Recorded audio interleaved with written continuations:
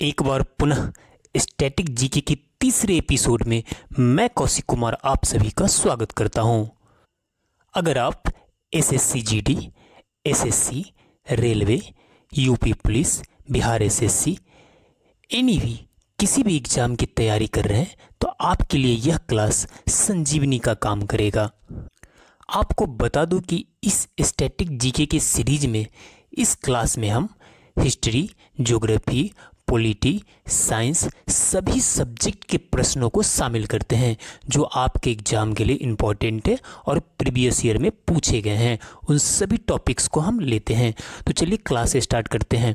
आज के क्लास में मैं बता दूं कि बहुत सारी तिथियां, यहाँ पर भारत के नदियों के किनारे बसे शहर अभी हम देखेंगे, और साथ में बता दूं कि सारे सब्जेक्ट का प्रश्न होगा। कम से कम 20-25 प्रश्न, हर सब्जेक्ट के इम्पोर्टेंट प्रश्न आपको इस क्लास में शामिल होंगे। तो कंप्लीट आपका रिवीजन हो जाएगा इस क्लास में। तो चलिए सीधा सीधा क्लास स्टार्ट करते हैं। सबसे पहले है भारत के नदियों के किनारे बसे शहर। आप देख सकते हैं, पहला है गोरखपुर। गोरखपुर राप्ती नदी के किनारे बसा है। नेक्स्ट है लखनऊ। लखनऊ गोमती नदी के किनारे बसा है। नेक्स्ट है प्रयागराज। प्रयागराज जो इलाहाबाद को आप प्रयागराज के नाम से जानते हैं, तो यह गंगा नदी के किनारे बसा है। नेक्स्ट है कन्नौज। कन्नौज भी गंगा नदी के किनारे बसा है। नेक्स्ट है कानपुर। कानपुर भी गंगा नदी के किनारे बसा है। नेक्स्ट है वाराणसी। वाराणसी भी गंगा नदी के किनारे बसा है।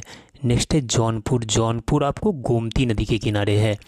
नेक्स्ट है आपका मथुरा। मथुरा यमुना नदी के किनारे है। नेक्स्ट आगरा। आगरा भी यमुना नदी के किनारे है। नेक्स्ट है हरिद्वार। हरिद्वार गंगा नदी के किनारे बसा है। अगला शहर है आपका बद्रीनाथ।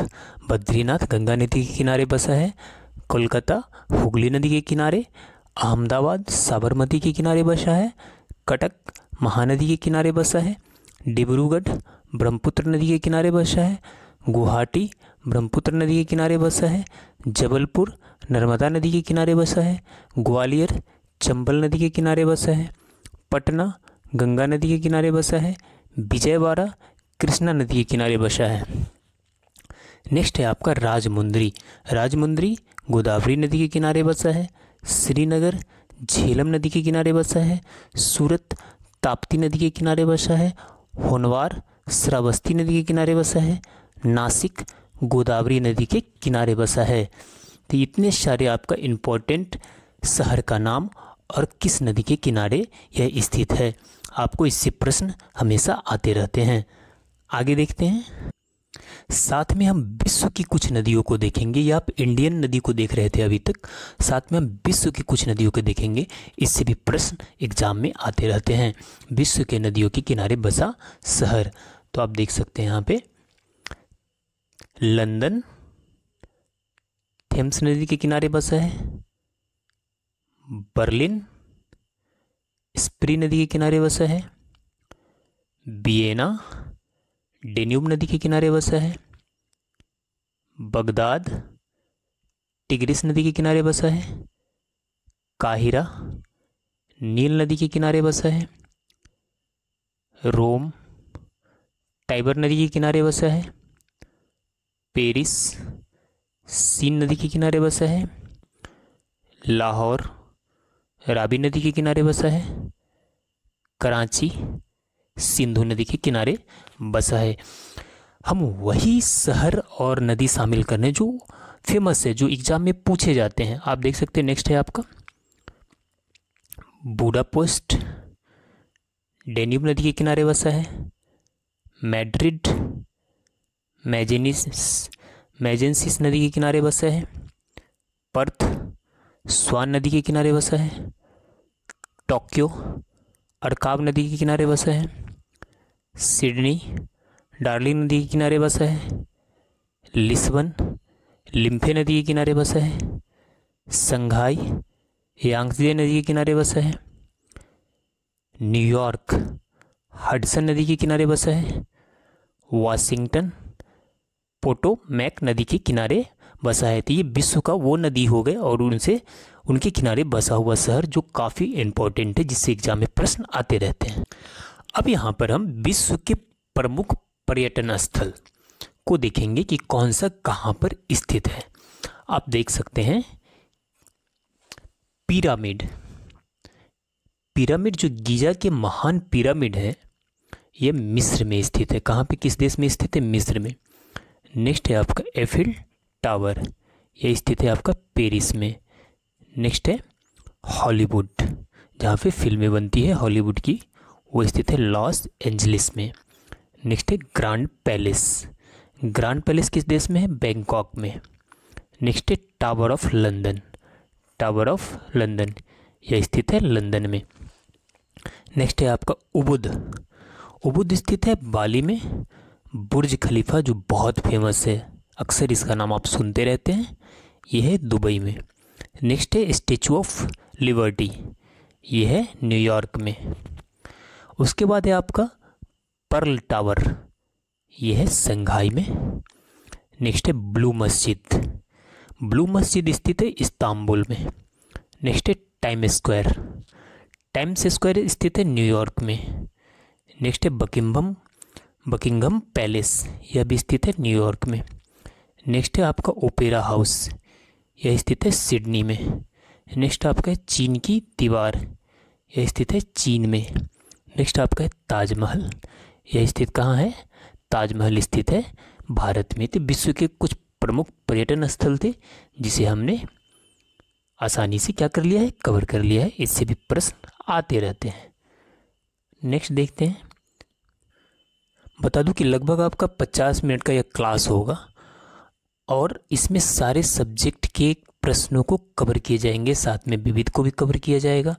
और आप अगर हमारे चैनल पर नए हैं तो प्लीज़ हमारे चैनल को सब्सक्राइब कर लीजिए, क्योंकि आपके एग्ज़ाम से रिलेटेड बेहतरीन तैयारी हमारे चैनल के माध्यम से आपको कराई जाएगी। सारे इम्पॉर्टेंट प्रश्न काफ़ी रिसर्च करने के बाद मैं लेकर आता हूँ। तो चलिए आगे देखते हैं। अब हम इस क्लास में कुछ महत्वपूर्ण दिवस देखेंगे। आपको एक एक महीने 2-2 महीने करके दिवस, धीरे धीरे हम पूरे दिवस को कवर करेंगे। जो इम्पोर्टेंट दिवस है उसे हम यहाँ पे देखते हैं। सबसे पहला आप जनवरी का देख लेते हैं।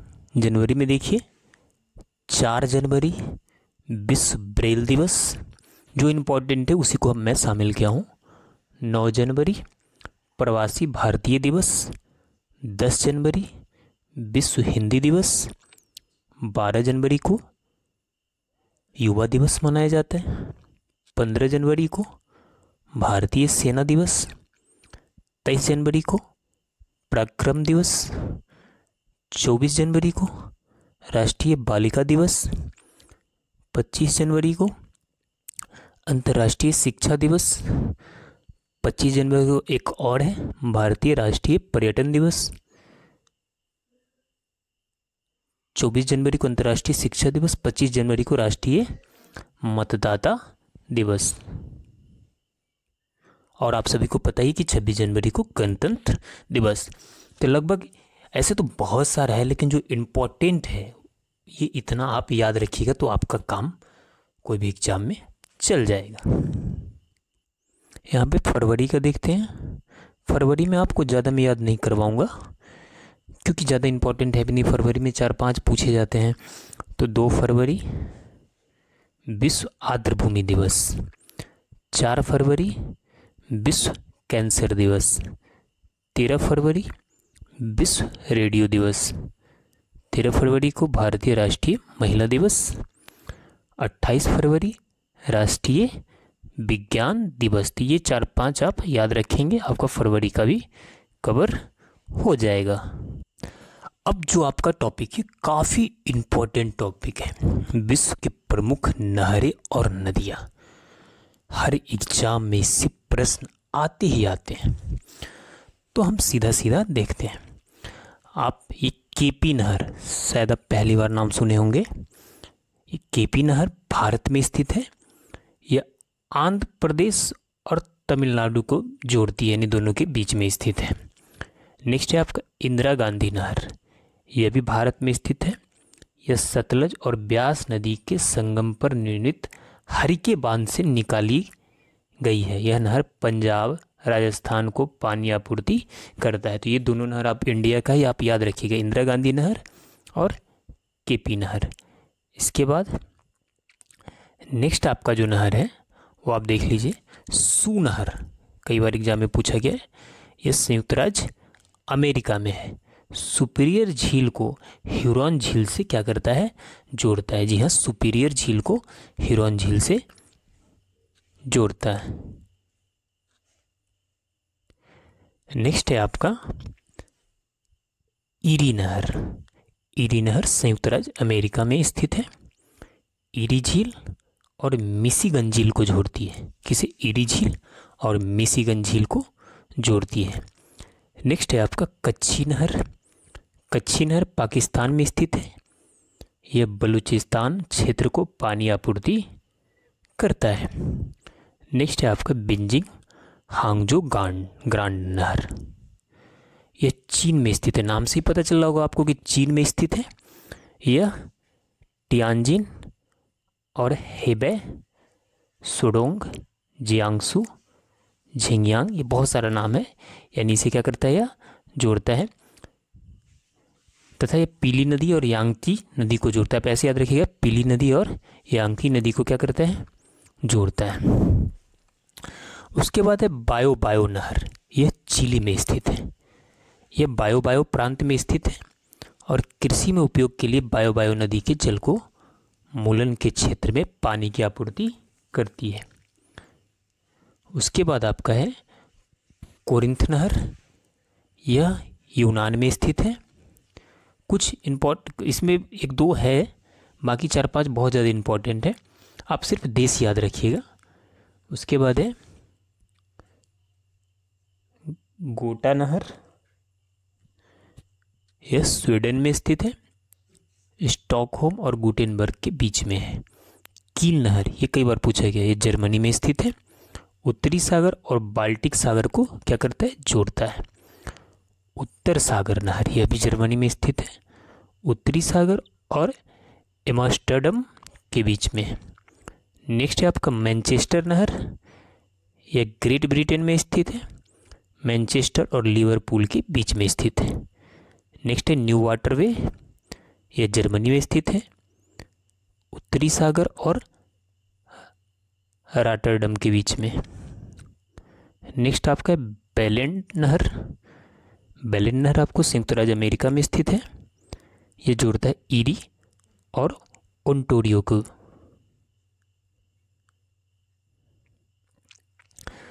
नेक्स्ट आप देखेंगे स्वेज नहर, बहुत इंपॉर्टेंट। यह मिस्र में स्थित है। यह जोड़ता है लाल सागर और भूमध्य सागर के बीच में। नेक्स्ट पनामा नहर, पनामा में स्थित है। यह कैरिबियन सागर और प्रशांत महासागर के मध्य स्थित है। नेक्स्ट है बोल्गा डान नहर। यह आपका रोस्टोव और स्टालिन ग्रांड के बीच में स्थित है। अब आपको इसके बारे में कुछ इंपॉर्टेंट बातें बता दूं। विश्व की सर्वाधिक बड़ी जहाज रानी नहर स्वेज नहर है। याद रखिए, विश्व की सर्वाधिक बड़ी जहाज रानी नहर स्वेज नहर है, जिसका निर्माण 1869 ईस्वी में हुआ था। मिस्र में स्थित 168 किलोमीटर लंबी इस नहर का राष्ट्रीयकरण 1956 ईस्वी में किया गया।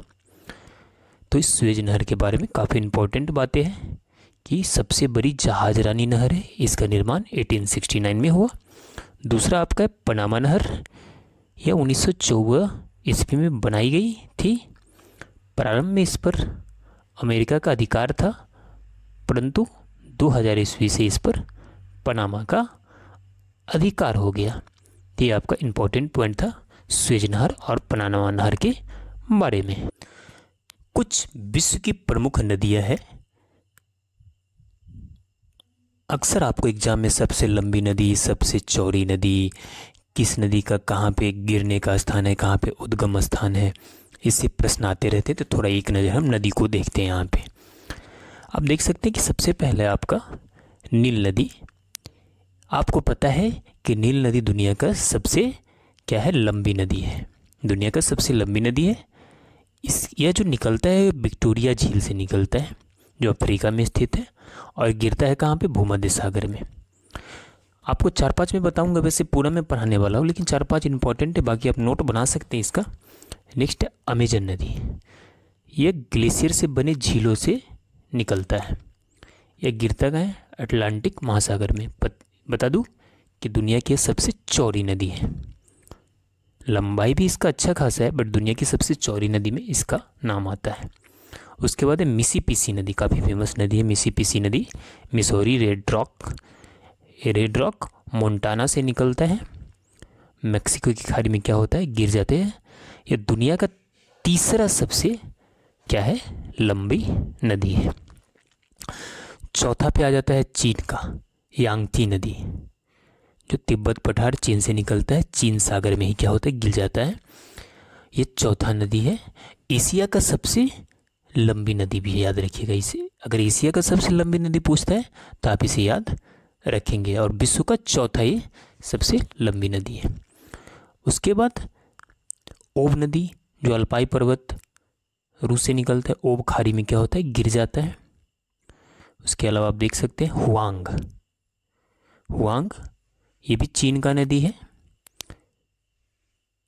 ये ओब नदी समझ गए, हुआंग नदी चीन का नदी। कुल्लू पहाड़ों के पूर्वी भाग पश्चिम चीन से निकलता है, चिल्ली की खाड़ी में क्या होता है? गिर जाता है। बहुत सारे इसमें इंपॉर्टेंट नहीं, बट आप ध्यान रखिए इसे। एनीसी नदी, तन्नुवोला पर्वत पश्चिमी तुबा रूस से निकलता है, आर्कटिक महासागर में गिर जाता है।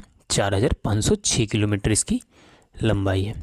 पराना नदी, परानावा ग्रांडे नदियों का संगम से निकलता है, रियो डेला प्लाटा में जाकर गिर जाता है। इसकी लंबाई है 4498 किलोमीटर। नेक्स्ट है इर्तिस, अल्पाई पर्वत रूस से निकलता है, ओब नदी में जाके गिर जाता है। नेक्स्ट है आपका इर्तिस नदी, जो अल्पाई पर्वत रूस से निकलता है और ओब नदी में जाके गिरता है। नेक्स्ट है जैरे नदी, ये भी फेमस है। जैरे नदी काफ़ी फेमस है। कांगो में ल्यूलाब और लुपुला नदियों का संगम कांगो से निकलता है, अटलांटिक महासागर में गिरता है। 4371। इस नदी को जरूर आप याद रखिएगा, कई बार पूछा। जैरे नदी हेलोंग, अमूर, सिल्का रूस, अर्जुन मंचूरिया नदियों का संगम से निकलता है, तटरत स्टेट में जाकर गिर जाता है। इसकी लंबाई है 4352 मीटर। उसके बाद ये विश्व का कुछ इंपॉर्टेंट नदियां हैं। हम भारत की नदी पर भी बात करेंगे, वो भी आपको नेक्स्ट आगे क्लास में मिलेगा। उसके बाद है आपका हेलोंग, आमुर, सिल्का रूस, अर्जुन मंचूरिया नदियों का संगम है, तटरत स्टेट में गिरता है, 4352 किलोमीटर। नेक्स्ट है लीना नदी, बाइकल पर्वत रूस से निकलता है, आर्कटिक महासागर में जाकर गिर जाता है। मैकेंजी नदी, ये कई बार पूछा गया है। फिनले नदी, ब्रिटिश कोलंबिया कनाडा से निकलता है, बीफोर्ड सागर आर्कटिक महासागर में जाकर गिर जाता है। इसकी लंबाई 4241 किलोमीटर। अब आज जो है 3 जो इंडिया का बहुत ही फेमस नदी है वो आप देख लेंगे यहाँ पे। ब्रह्मपुत्र नदी चेमा युंग दुंग नामक हिमबाह से निकलता है, याद रखिए चेमा युंग दुंग नामक हिमबाह से निकलता है, गंगा नदी में जाके क्या हो जाता है? मिल जाता है। इसकी लंबाई 2897 किलोमीटर। अगर ये सिर्फ भारत में होता तो ये सबसे लंबी भारत का होता, लेकिन और कंट्री से भी में भी बहता है, इसलिए भारत का सबसे लंबी नदी इसे माना जाता है।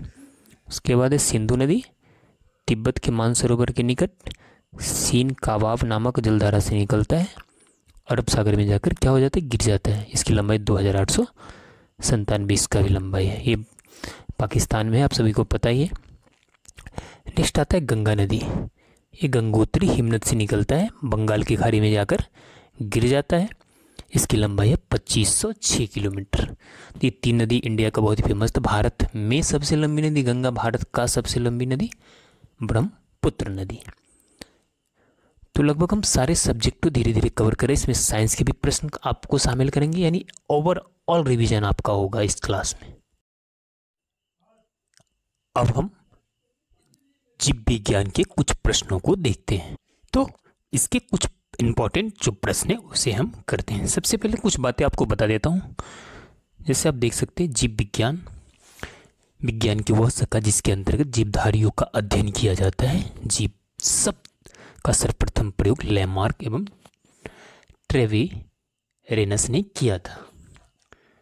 1801 में किया था। लैमार्क एवं ट्रेवेरेनस ने जीव विज्ञान शब्द का सर्वप्रथम प्रयोग किया था। जीव विज्ञान के भाग: एक जंतु विज्ञान, दो वनस्पति विज्ञान। अरस्तु को जंतु विज्ञान का जनक, थियोफ्रेस्टस को वनस्पति विज्ञान का जनक। याद रखिएगा, ये बहुत इंपॉर्टेंट है। अरस्तु को जंतु विज्ञान का जनक और थियोफ्रेस्टस को वनस्पति विज्ञान का जनक। साथ में हिप्पोक्रेटस को चिकित्सा शास्त्र का जनक कहा जाता है। ये तीनों इंपॉर्टेंट है, इसे आप याद रखिएगा।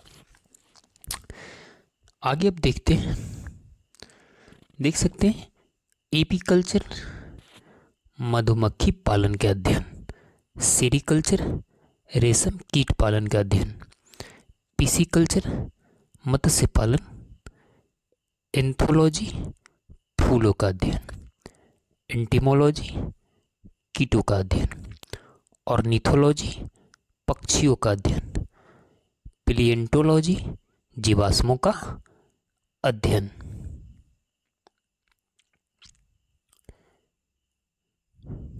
नेक्स्ट है पारिस्थितिकी। पारिस्थितिकी जीवधारियों एवं वातावरण का पारस्परिक अध्ययन को क्या कहते हैं? पारिस्थितिकी कहते हैं। नेक्स्ट है टॉक्सिकोलॉजी। विष विज्ञान के जनक यानी जहर का जो विज्ञान होता है उसका अध्ययन जो किया जाता है उसे टॉक्सिकोलॉजी कहते हैं। पैथोलॉजी, रोगों का प्रकृति, लक्षणों एवं कारणों का अध्ययन पैथोलॉजी कहलाता है। जेरोंटोलॉजी, प्राणियों के शरीर पर आयु का अध्ययन जेरोंटोलॉजी कहलाता है। नेक्स्ट है पोलियो बॉटनी। पादप जीवाश्मों का अध्ययन पोलियो बॉटनी कहलाता है। कार्डियोलॉजी, हृदय और उसकी बीमारियों का अध्ययन को कार्डियोलॉजी कहते हैं। नेक्स्ट है आपका विटिकल्चर। अंगूरों का उत्पादन एवं अध्ययन को विटिकल्चर कहते हैं। ऑर्निथोलॉजी, पक्षियों के अध्ययन को ऑर्निथोलॉजी कहते हैं। सर्पेटोलॉजी, सर्पों के अध्ययन को सर्पेटोलॉजी कहा जाता है। जनांकिकी, विषय जनसंख्या मानव जाति का महत्वपूर्ण आंकड़ों का अध्ययन को जनांकिकी कहा जाता है। इथनोलॉजी, वैज्ञानिक विवरण के तुलनात्मक अध्ययन, यानी एक वैज्ञानिक अगर कोई अध्ययन लिखता है या किसी के बारे में खोज करते है दूसरा, उसका जो तुलना किया जाता है उसे इथनोलॉजी कहते हैं। नेक्स्ट है पेडोलॉजी। मिट्टी के अध्ययन को पेडोलॉजी कहते हैं। इसके बाद है आपका बायोनिक्स।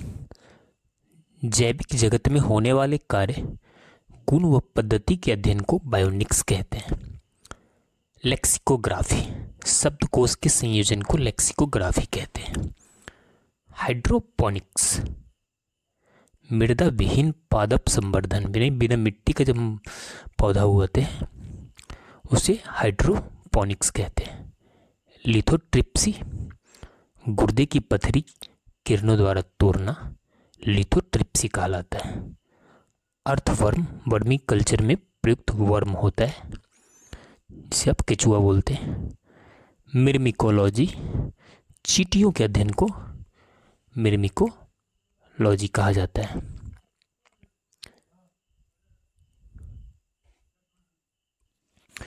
नेक्स्ट है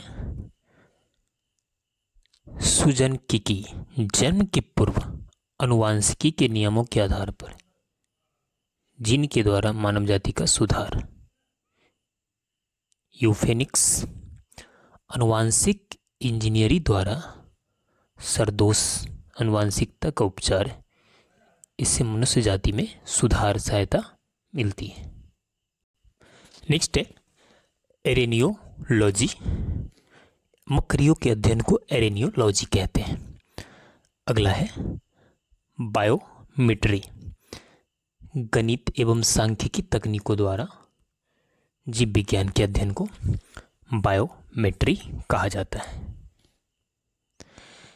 अब हम ब्लड के बारे में कुछ इम्पोर्टेंट टॉपिक्स देखेंगे। अक्सर एग्जाम में पूछा जाता है माता पिता का ब्लड ग्रुप क्या है, बच्चों की संभावित ब्लड ग्रुप क्या है, तो इससे प्रश्न आते रहते हैं, तो इसे हम अब कवर करेंगे। देख सकते हैं एक इम्पॉर्टेंट पॉइंट आप याद रख लीजिएगा, यदि पिता का रक्त RH प्लस पॉजिटिव और माता का RH निगेटिव हो तो जन्म लेने वाले शिशु गर्भ अथवा जन्म लेने के तुरंत बाद मृत्यु हो जाता है। यह स्थिति आमतौर पर प्रथम संतान के जन्म के बाद आती है, यानी पहला संतान के जन्म के बाद होता है ऐसी संभावना। अब जो इम्पोर्टेंट पॉइंट है रक्त समूह से, उसे हम कवर करेंगे। देख सकते हैं कि ए ब्लड ग्रुप वाले ए और AB को रक्तदान कर सकते हैं। यानी आप जानते हैं कि O जो होता है सर्वदाता और AB क्या होता है सर्वग्राही। तो सर्वदाता होता है तो A वाला जो है, A को कौन कौन देगा, A किसको किसको दे सकता है, एक तो A को देगा और AB तो किसी से ले सकता है, तो A ब्लड ग्रुप वाला A वाले को दे सकता है, साथ में AB वाला, क्योंकि AB वाला किसी से भी ब्लड ले सकता है। B वाला उसी तरह B को दे सकता है और AB, क्योंकि AB सर्वग्राही है, किसी से भी ले लेगा। AB की बात करें, किसी भी रक्त का रक्त प्राप्त कर सकता है, ये किसी का भी ले सकता है, किंतु AB के व्यक्ति को रक्तदान कर सकता है, ले किसी का सकता है। ये सर्वग्राही है लेकिन दे नहीं सकता है, ये AB वाले को ही दे सकता है सिर्फ। उसके बाद है O को सर्वदाता कहा जाता है, यानी किसी भी वर्ग को रक्तदान कर सकता है। यानी अगर आपका O ब्लड ग्रुप O है तो आप किसी को भी ब्लड दे सकते हैं। तो इस तरह से आप याद रखिएगा, AB को सर्वग्राही और O ब्लड को सर्वदाता कहते हैं। अब थोड़ा आप ध्यान से देखेंगे क्योंकि काफ़ी इम्पोर्टेंट पॉइंट है यहाँ पर। माता पिता के रक्त समूह के आधार पर अभी हम कुछ बातें आपको बताएंगे, पूरी अच्छे ढंग से आप याद रखिएगा। देखिए, कहता है कि माता का A और पिता का B हो ब्लड ग्रुप, तो बच्चों का क्या क्या संभावित है, O हो सकता है, A हो सकता है, B हो सकता है, AB हो सकता है। एक ट्रिक बताते हैं आपको, AB और O का आपस में कभी नहीं बनता, ये दोनों एक दूसरे का क्या होता है कट्टर दुश्मन होता है। याद रखिए इस तरह से, जहां आपको AB दिखेगा वहां O नहीं दिखेगा, जहां O दिखेगा वहां AB नहीं दिखेगा। इस पॉइंट को आप याद रखिएगा। अब आपको बताते कैसे बना। यहाँ पे माता के A, पिता का B, हम AB का बात कर रहे हैं, A अलग है B अलग है, इसमें AB नहीं है। जब AB नहीं है तो O आएगा, AB नहीं है इसमें दोनों में कोई, तो O भी आएगा और A भी आएगा। देखिए, अगर माता के पिता का B है तो O हो सकता है, A हो सकता है, B हो सकता है, A भी हो सकता है। अगर इस जगह पे किसी का एक का अगर O होता तो यहाँ से B हट जाता,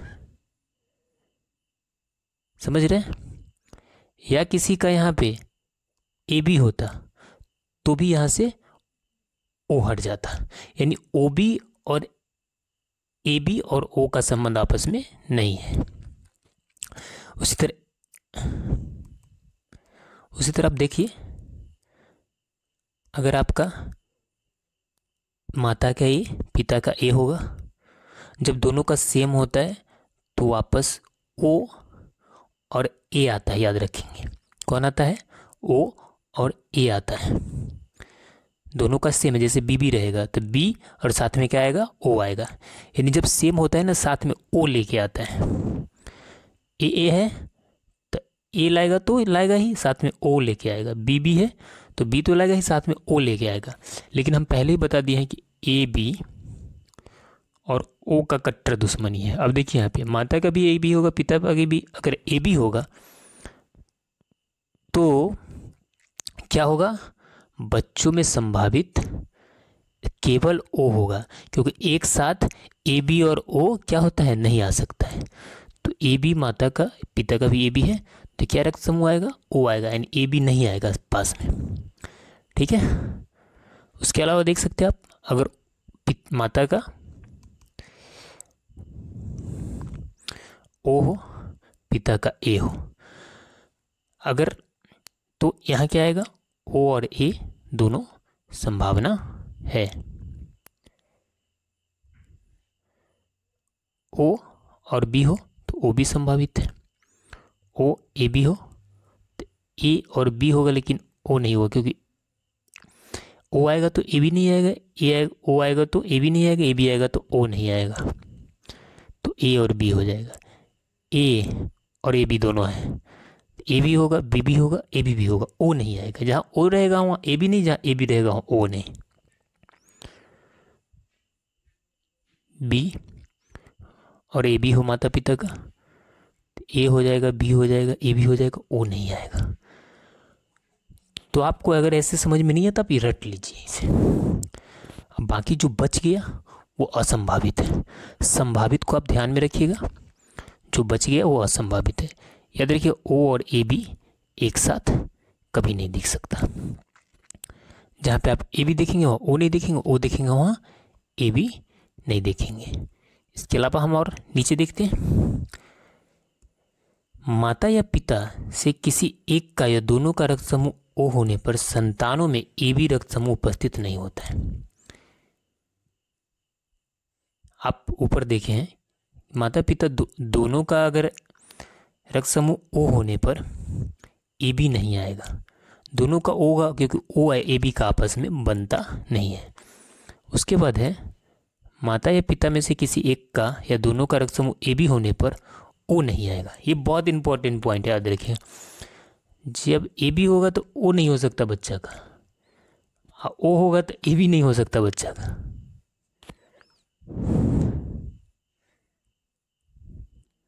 अब हम थोड़ा ईंधन की बातें करते हैं। आपको पता है कि एंथ्रासाइट, बिटुमिनस, लिग्नाइट और पिट कोयला का एक प्रकार है, जिसमें एंथ्रासाइट को सबसे अच्छा कोयला माना जाता है। यानी सर्वोत्तम कोयला किसे माना जाता है, एंथ्रासाइट को। नेक्स्ट है, वायु की उपस्थिति में कोयले को गर्म या जलाने की क्रिया को कोयले का भंजक कहा जाता है। क्या कहा जाता है, भंजक। रॉकेट ईंधन को प्रणोदक कहते हैं। क्या कहते हैं, प्रणोदक। ये फिजिक्स का प्रश्न है, मैं पहले ही बताया हूं कि सभी सारे सब्जेक्ट के प्रश्न को इसमें शामिल किया जाएगा। उसके बाद है पेट्रोलियम गैस, ब्यूटेन, प्रोपेन और इथेन के मिश्रण को कहते हैं। हाइड्रोजन को भविष्य का ईंधन कहा जाता है। मीथेन, इथेन प्राकृतिक गैस के घटक हैं। कोयला, पेट्रोल, डीजल, केरोसिन, तेल और प्राकृतिक गैस आदि जीवाश्म ईंधन के उदाहरण हैं। इसे क्या कहते हैं, जीवाश्म ईंधन, क्योंकि यह आपको पता है कि जीवों से प्राप्ति होती है या जमीन के नीचे से निकलता है। फॉसिल फ्यूल कहा जाता है। नेक्स्ट है biogas. Methane, carbon dioxide, hydrogen, sulphide के मिश्रण को क्या कहते हैं, बायोगैस कहा जाता है। उसके बाद है भाप अंगार गैस। कार्बन मोनोऑक्साइड और हाइड्रोजन के मिश्रण को भाप अंगार गैस कहते हैं। N2 और CO के मिश्रण को प्रोड्यूसर गैस कहते हैं। याद रखिए, N2 नाइट्रोजन और कार्बन के मिश्रण को क्या कहते हैं, N2 और CO के मिश्रण को प्रोड्यूसर गैस कहते हैं। मिट्टी और तेल से बनने वाले गैसीय ईंधन को तैल गैस कहते हैं। टेट्रा एथिल लेड अपस्फोट रौंधी यौगिक है। अगला प्रश्न है, पेट्रोलियम की खोज सबसे पहले कर्नल ड्रेक ने की थी। पेट्रोलियम की खोज सबसे पहले किसने की थी, कर्नल ड्रेक ने की थी। गैसोहोल पेट्रोल तथा एल्कोहल का मिश्रण है। गैसोहोल पेट्रोल तथा एल्कोहल का मिश्रण है। अब हम यहाँ पर कुछ प्रश्न मेजरमेंट से देखेंगे, इससे भी एग्जाम में आता है। सबसे पहले अदिश राशि और सदिश राशि कई बार पूछे गए हैं।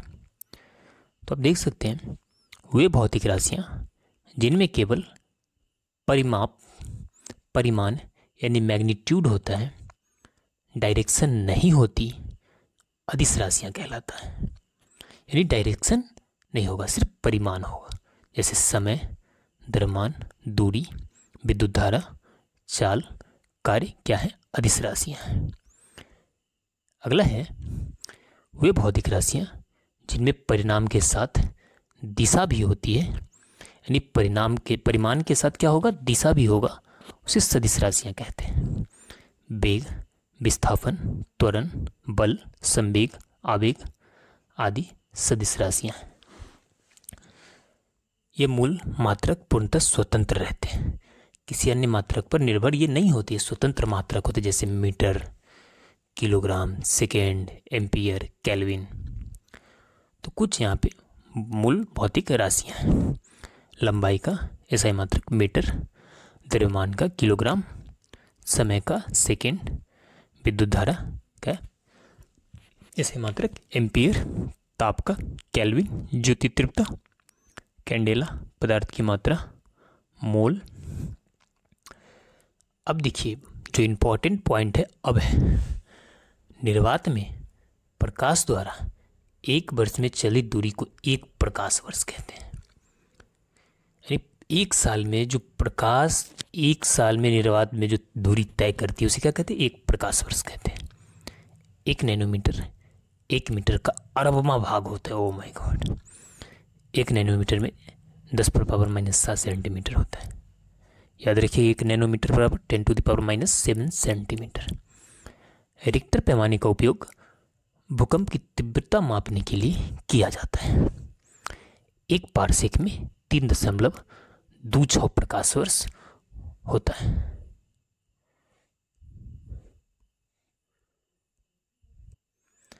देख सकते हैं प्रकाश वर्ष दूरी का मात्रक है, खगोलीय मात्रक दूरी, पारसेक भी दूरी, एंगस्ट्रम प्रकाश की तरंगदैर्घ्य, डेसिबल ध्वनि की तीव्रता, नॉटिकल मील समुद्री दूरी। उसके बाद है प्रकाश की तरंगदैर्घ्य को एंगस्ट्रम में नापते हैं, ध्वनि की तीव्रता को डेसिबल में, समुद्री दूरी को नॉटिकल मील में, समुद्री गति को नॉट में, समुद्री गहराई को फैथम में नापते हैं, लेंस की क्षमता को डायोप्टर में, दाब को पास्कल में, आवृत्ति को ल्यूमेन में, आवृत्ति को हर्ट्ज में, ज्योति फ्लक्स कैसे मतलब ल्यूमेन होगा, वायुमंडलीय दाब का बार, विद्युत प्रतिरोध का ओम, पराध्वनिक गति का मैक, कैलोरी उष्मा की मात्रा को कैलोरी में मापते हैं, विद्युत आवेश को कूलॉम में मापते हैं, ऊर्जा को इलेक्ट्रॉन वोल्ट में मापते हैं, स्वर की शुद्धता को कैरेट में मापते हैं, शक्ति वाट, कार्य को जूल में और बल को न्यूटन में। आज का क्लास यहीं पर रोकते हैं। नेक्स्ट क्लास में एपिसोड 4 में पुनः एक बार मिलते हैं। अगर आप हमारे चैनल पर भी बता रहे कि नए हैं तो हमारे चैनल को सब्सक्राइब कर लीजिए, क्योंकि आपके कंपटीशन से रिलेटेड हर तरह की क्लासेस हमारे चैनल के माध्यम से लिया जाता है। तो मिलते हैं नेक्स्ट एपिसोड में। जय हिंद। उज्जैन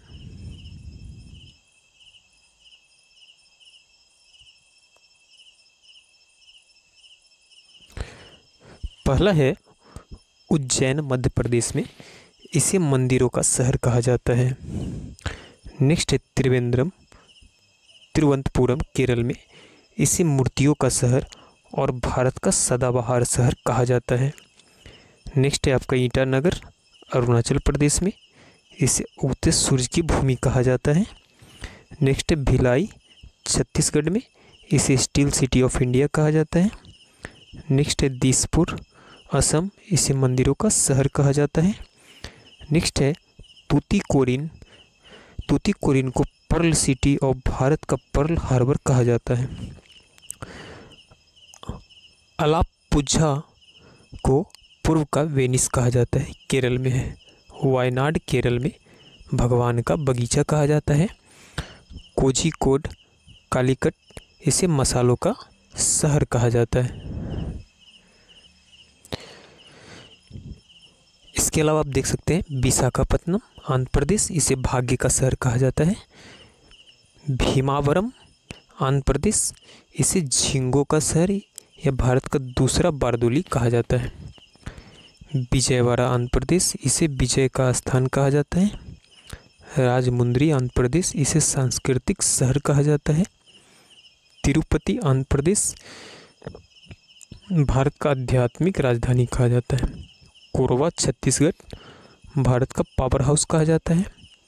श्रीनगर जम्मू कश्मीर, झीलों का शहर कहा जाता है। मुजफ्फरपुर बिहार, लीची का शहर कहा जाता है। नालंदा बिहार, ज्ञान की भूमि कहा जाता है। बारदोली गुजरात, बटर सिटी कहा जाता है।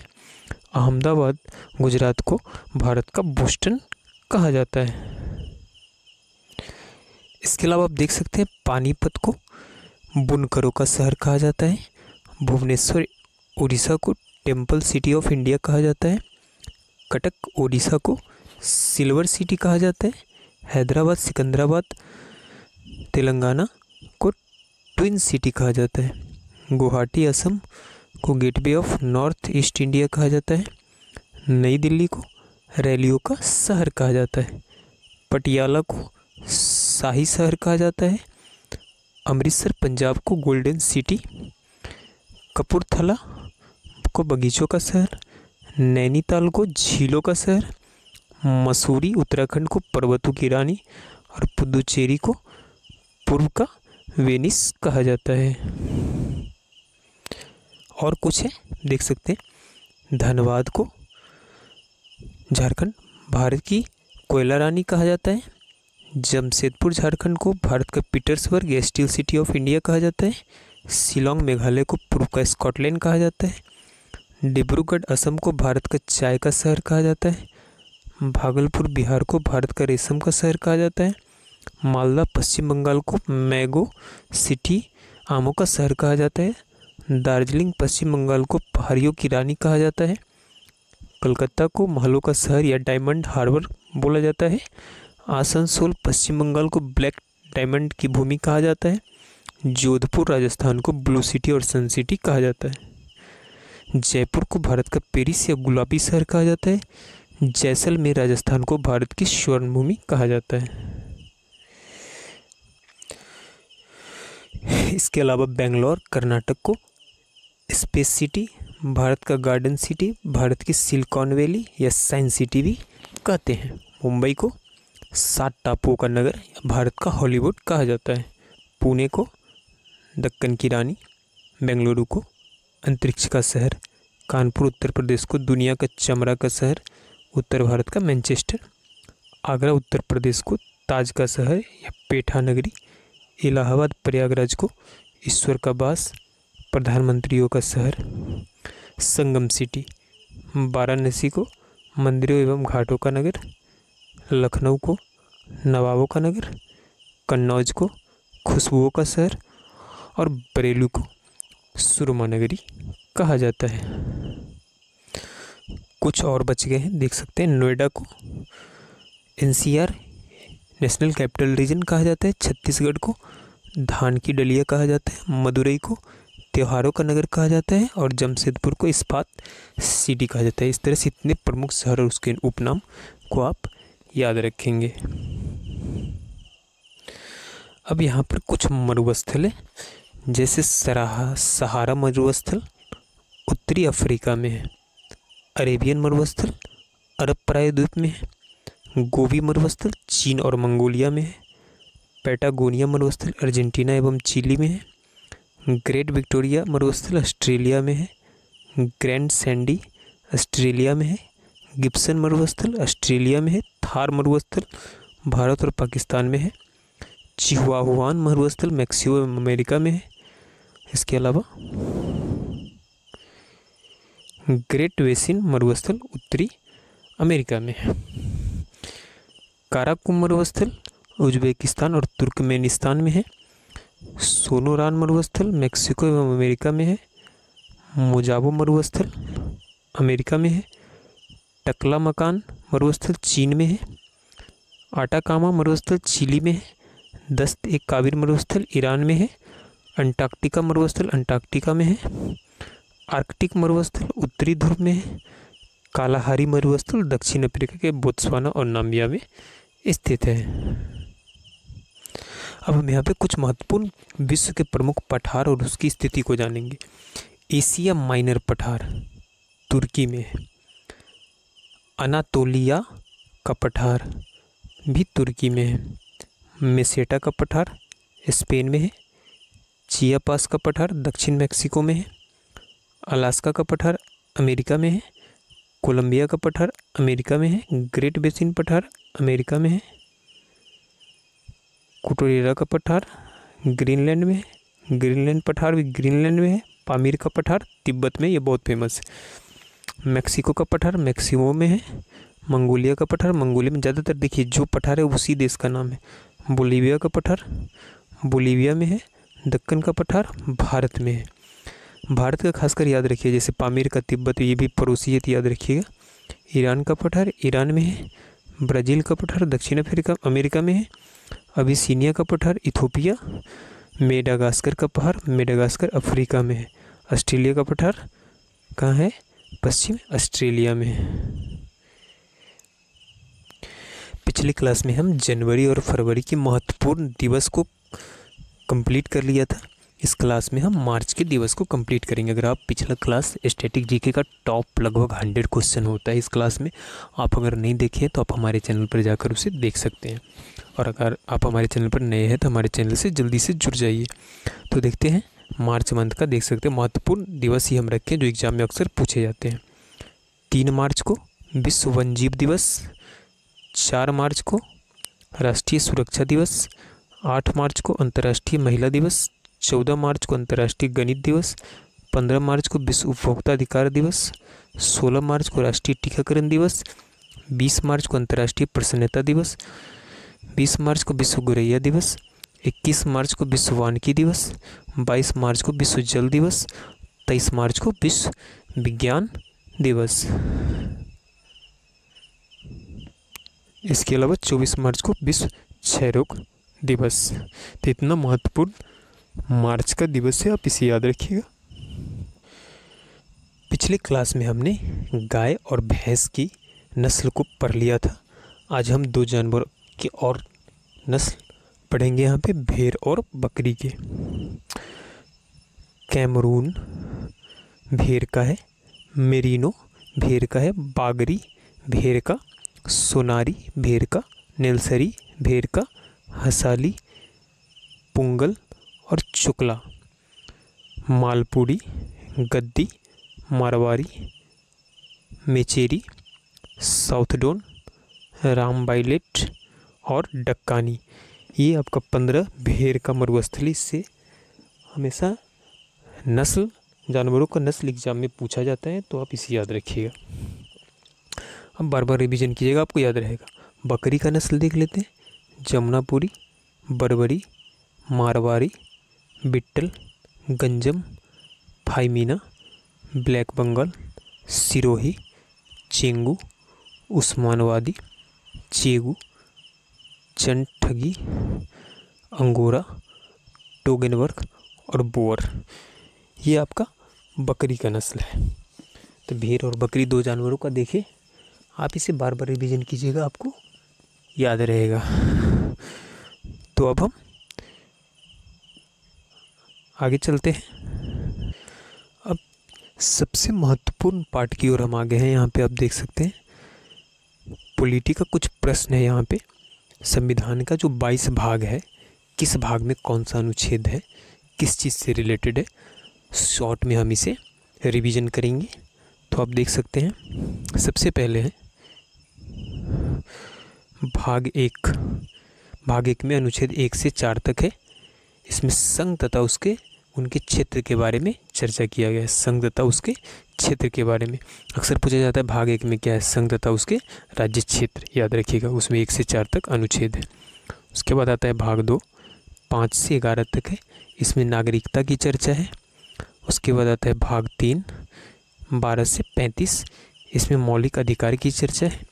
उसके बाद आता है भाग 4 36 से 51, इसमें राज्य के नीति निर्देशक तत्व की चर्चा है। उसके बाद आते हैं 4 के क अनुच्छेद 51 के, इसमें मौलिक कर्तव्य की चर्चा है। उसके बाद आता है भाग 5 152 से 237, इसमें राज्य सरकार से संबंधित कार्यपालिका, विधायिका और न्यायपालिका तीनों है। कार्यपालिका का 152 से 167 है, विधायिका का 168 से 213 है और न्यायपालिका का 214 से 237 है।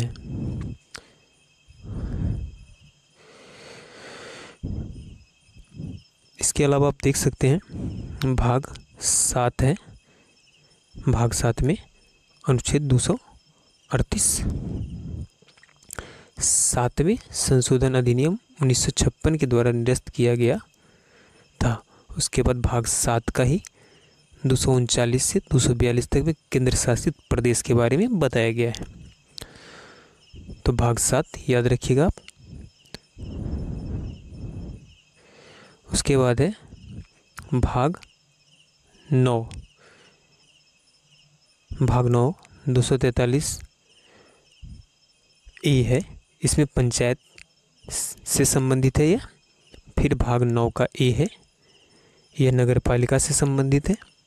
और भाग 9 का बी है, यह सहकारी संस्था से संबंधित है। और भाग 10 है अनुच्छेद 244, यह अनुसूचित जाति और जनजाति क्षेत्र से रिलेटेड है। भाग 11 245 से 263 अनुच्छेद संघ व राज्यों के बीच का संबंध को दर्शाता है। भाग 12 264 से 300 वित्त, संपत्ति और अनुबंध सूट से रिलेटेड है। भाग 13 301 से 307 में है, यह भारत के क्षेत्र में व्यापार और वाणिज्य से रिलेटेड है। इसके अलावा आप देख सकते हैं भाग 14 308 से 323 संघ व राज्यों की सेवाएं के अधीन है। भाग 15 324 से 329 चुनाव से रिलेटेड है। भाग 16 330 से 342 विशेष वर्गों के संबंध में विशेष प्रावधान है। भाग 17 343 से 351 आधिकारिक भाषाएं हैं। भाग 18 आपातकालीन का प्रावधान है। भाग 19 बीच में आप अनुच्छेद देख सकते हैं कितना से कितना है अन्य तरह के। भाग 20 जो है आपका अनुच्छेद 368 संवैधानिक संशोधन से रिलेटेड है। इसके अलावा भाग 21 369 से 392 अस्थायी संक्रमणकालीन और विशेष प्रावधान किया गया है इसमें। और भाग जो 22 है लास्ट, लघु शीर्षक शुरुआती हिंदी में आधिकारिक पाठ और निरासन से रिलेटेड है। अब हम इसमें अपना महादेश, जिस महादेश में हम रहते हैं, एशिया महादेश के बारे में कुछ इंपॉर्टेंट पॉइंट्स को जानेंगे। उससे पहले हम देख लेते हैं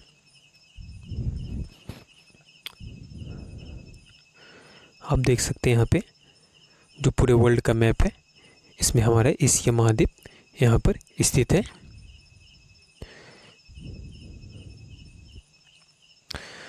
अब देखिए जो इम्पोर्टेंट पॉइंट है, विश्व में 7 महाद्वीप है।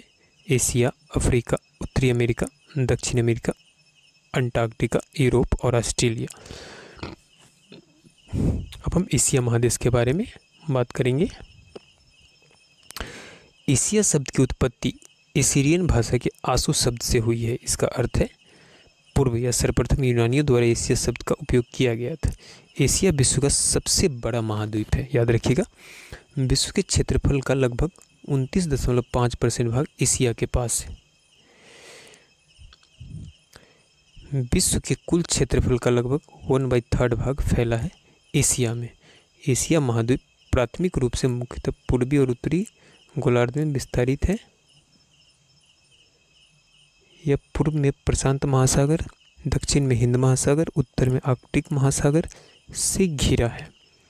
इसमें विषमताओं का महादेश यानी कंटिनेंट ऑफ डाइवर्सिटी कहा जाता है। याद रखिए, इसे कंटिनेंट ऑफ डाइवर्सिटी कहा जाता है। इसके अलावा कह रहा है कि इसमें विषमताओं का महादेश यानी कंटिनेंट ऑफ डाइवर्सिटी कहा जाता है। इसमें अवस्थित पामीर का पठार विश्व का छत कहा जाता है। अभी हम बताए थे पीछे कि पामीर का पठार तिब्बत में है, इसे विश्व का छत कहा जाता है। एशिया महाद्वीप में कुल देशों की संख्या 49 है, जिसमें फिलिस्तीन को लेकर एशिया का सर्वाधिक जनसंख्या वाला देश चीन है, जबकि न्यूनतम जनसंख्या वाला देश मालदीव है। एशिया का सबसे बड़ा देश रूस है। रूस का क्षेत्रीय विस्तार यूराल पर्वत पश्चिम में भी है, अर्थात यूरोप में भी है।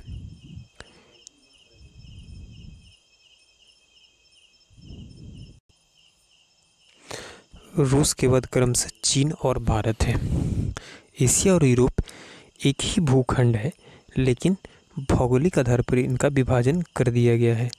और रूस में स्थित यूराल पर्वत के समानांतर एक लाइन खींची गई है, जो कैस्पियन सागर, काला सागर होते हुए भूमध्य सागर तक जाती है। इस लाइन रेखा को पश्चिमी यूरोप और पूर्व में एशिया है।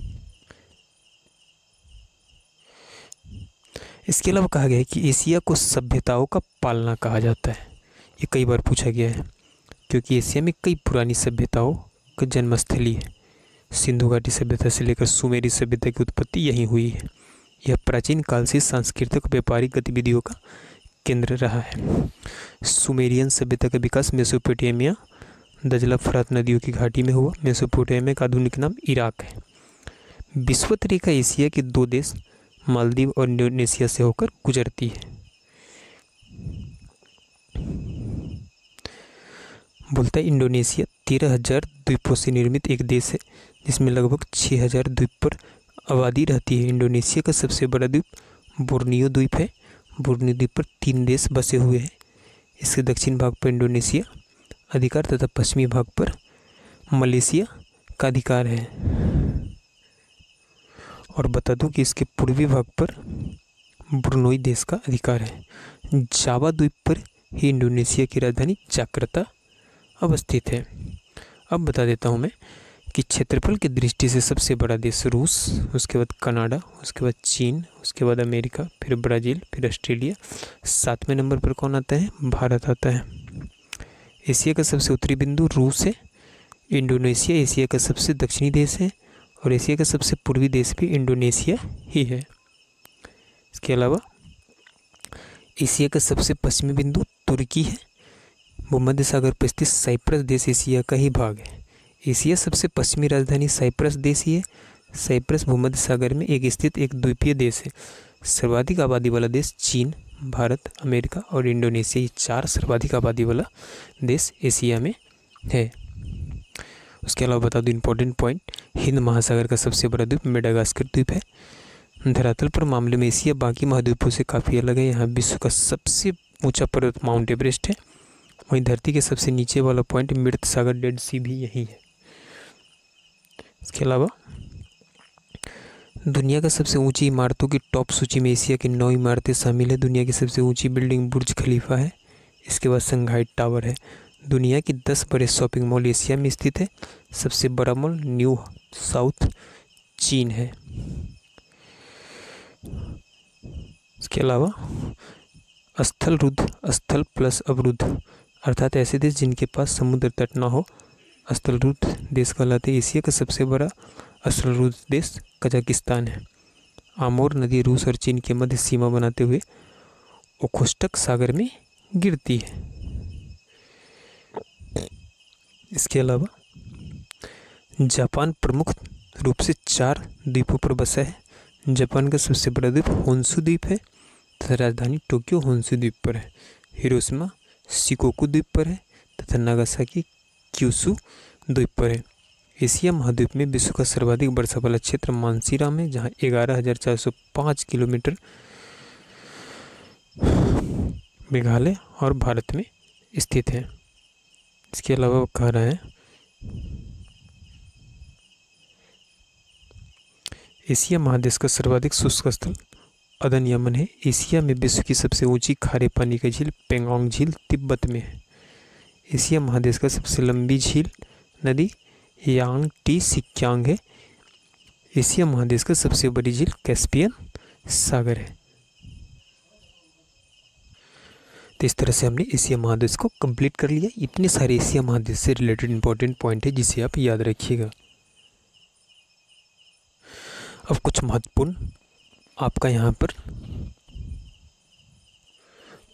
पहाड़ों और पर्वतों को देखेंगे तो आप देख सकते हैं अपने स्क्रीन पे।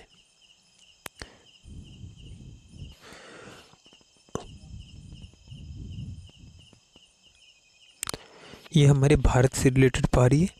जैसे अरुणाचल प्रदेश में देख सकते हैं आबिर, डाफला, मिसमी, पटकाई, बुम पहाड़ी स्थित है। याद रखिएगा आबिर, डाफला, मिसमी, पटकाई, बुम। असम में मिकिर, भुवन, रेगला, ब्रेल स्थित है। मेघालय में गारो, खासी, जयंती, ये तीनों बहुत फेमस है। मिजोरम में मिजो, लुसाई, ब्लूपिक।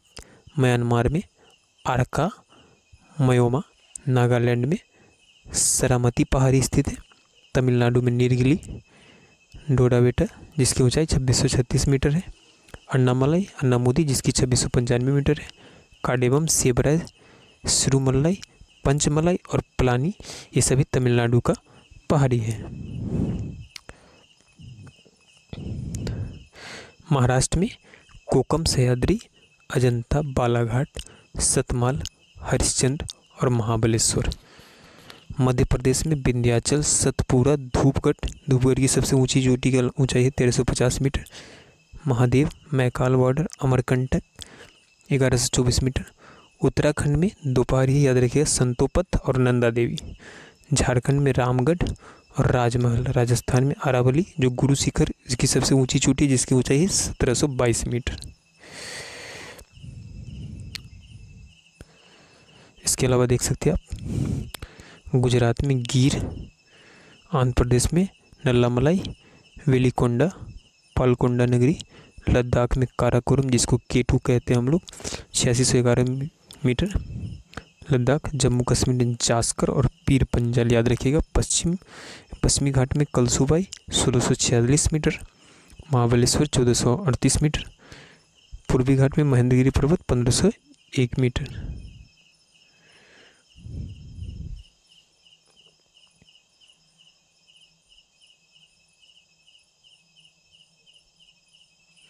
आपको बता दूं कि अलग अलग टीचर के नोट से इम्पोर्टेंट पॉइंट्स को ही उठाया गया है जो आपके लिए एग्जाम के लिए काफ़ी महत्वपूर्ण है। एक्स्ट्रा बर्डन लोड नहीं लिया जा रहा है। तो देख सकते हैं मणिरंग में हिमाचल प्रदेश। नीति यहाँ पे कुछ दर्रा है, पहले दर्रा देख लेते हैं। पहाड़ी हो गया, देख सकते हैं दो पहाड़ों के बीच के सकरे रास्ते को दर्रा कहते हैं जहाँ से आवागमन किया जा सकता है।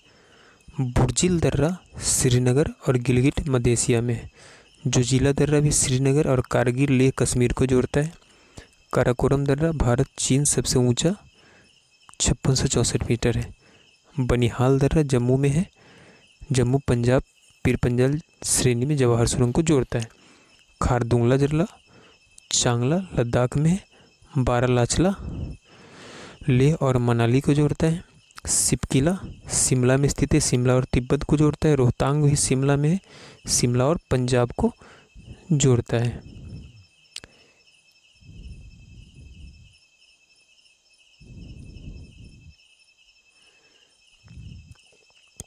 इसके अलावा देख सकते हैं मणिरंग हिमाचल प्रदेश। नीति दर्रा उत्तराखंड में है, उत्तराखंड तिब्बत को जोड़ता है। धर्मा दर्रा भी उत्तराखंड में, उत्तराखंड तिब्बत को जोड़ता है। लिपुलेख दर्रा भी उत्तराखंड में, उत्तराखंड तिब्बत नेपाल को जोड़ता है। मुलिंग दर्रा उत्तराखंड में है। बिंगती उत्तराखंड में है। माना कुमायूं गढ़वाल में है, माना भी उत्तराखंड में है।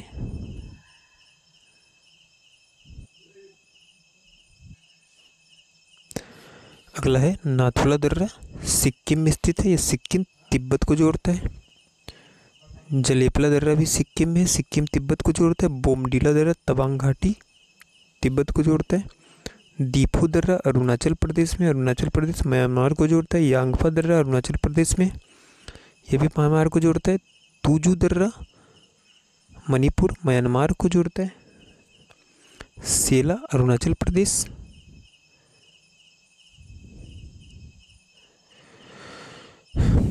बुरहानपुर दर्रा भूसावल और नेपानगर को जोड़ता है। थालघाट मुंबई और नासिक को जोड़ता है। भोरघाट मुंबई पुणे को जोड़ता है। पालघाट कोच्चि और कोयम्बटूर को जोड़ता है।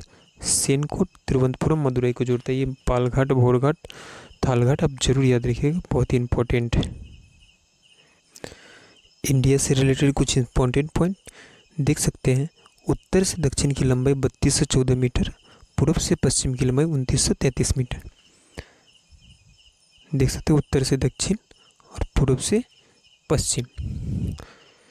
इसके बारे में बता दूं आपको, भौगोलिक सीमा भारत की स्थलीय सीमा 15,200 है, मुख्य भूमि का तटीय सीमा 6100 है और कुल भूमि का तटीय सीमा यानी समुद्र, टापू वगैरह लेके, द्वीप वगैरह लेके 75 से 16.6 किलोमीटर है। भारत की सबसे जलीय बड़ी सीमा वाला राज्य गुजरात। भारत के स्थलीय सीमा से सटे देश बांग्लादेश, चीन, पाकिस्तान, नेपाल, म्यांमार, भूटान, अफगानिस्तान। भारत की सबसे बड़ी अंतर्राष्ट्रीय स्थलीय सीमा बांग्लादेश के साथ है 4096 किलोमीटर।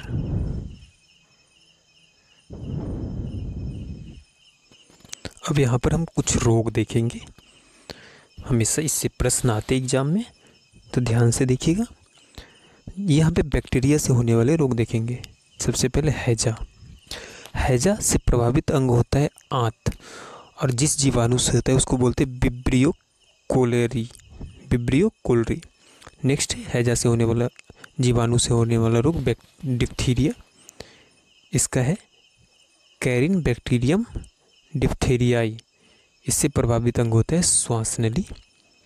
नेक्स्ट आपका क्षय रोग, जिसे टीबी बोलते हैं, इसका जो बैक्टीरिया है वो माइक्रोबैक्टीरियम ट्यूबरकुलोसिस। इससे प्रभावित अंग होता है आपका फेफड़ा। अगला जो बैक्टीरिया से होने वाला रोग है वो कोर है, जिसको माइक्रोबैक्टीरियम लेप्री से होता है। इससे प्रभावित अंग है तंत्रिका तंत्र और त्वचा। अगला टिटनस है। टिटनस कोलेस्ट्रीडियम टेटनी नामक बैक्टीरिया से होता है। इससे प्रभावित अंग है हमारा तंत्रिका तंत्र। अगला है आपका टाइफाइड। टाइफाइड साल्मोनेला टाइफोसा से होता है। इससे प्रभावित अंग है आंत। उसके बाद है प्लेग पास्चुरेला पेस्टिस से होता है। इससे प्रभावित अंग है फेफड़ा, कांख, दोनों पैरों के बीच।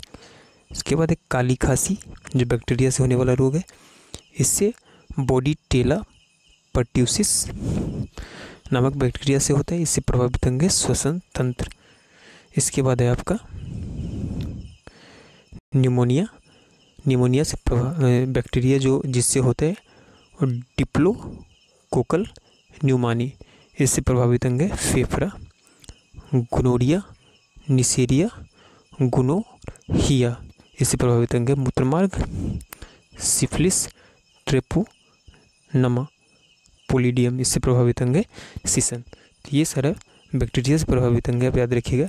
हैजा, डिप्थीरिया, क्षय रोग, कोर, टिटनेस, टाइफाइड, प्लेग, काली खांसी, निमोनिया, गोनोरिया, सिफिलिस। अब विषाणु से होने वाला जो इम्पोर्टेंट रोग है उसे हम देख लेते हैं।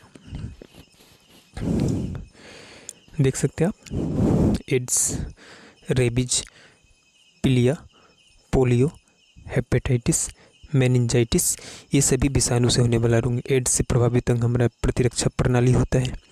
रेबीज से केंद्रीय तंत्रिका तंत्र, पीलिया से यकृत, पोलियो से केंद्रीय तंत्रिका तंत्र।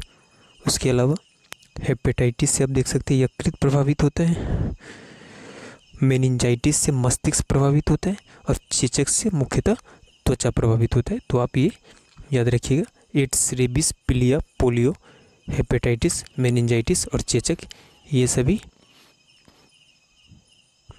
विषाणु यानी वायरस से होने वाला रोग है। इसके अलावा इम्पोर्टेंट पॉइंट बता दूं, गंजापन जो बाल्डनेस होता है टीनिया के पिटिस नामक कवक के कारण होता है। और दाद खाज खोली जो होता है ट्राइकोफाइटॉन नामक कवक के कारण होता है। तो प्रोटोजोआ से होने वाला रोग अगले क्लास में हम देखेंगे।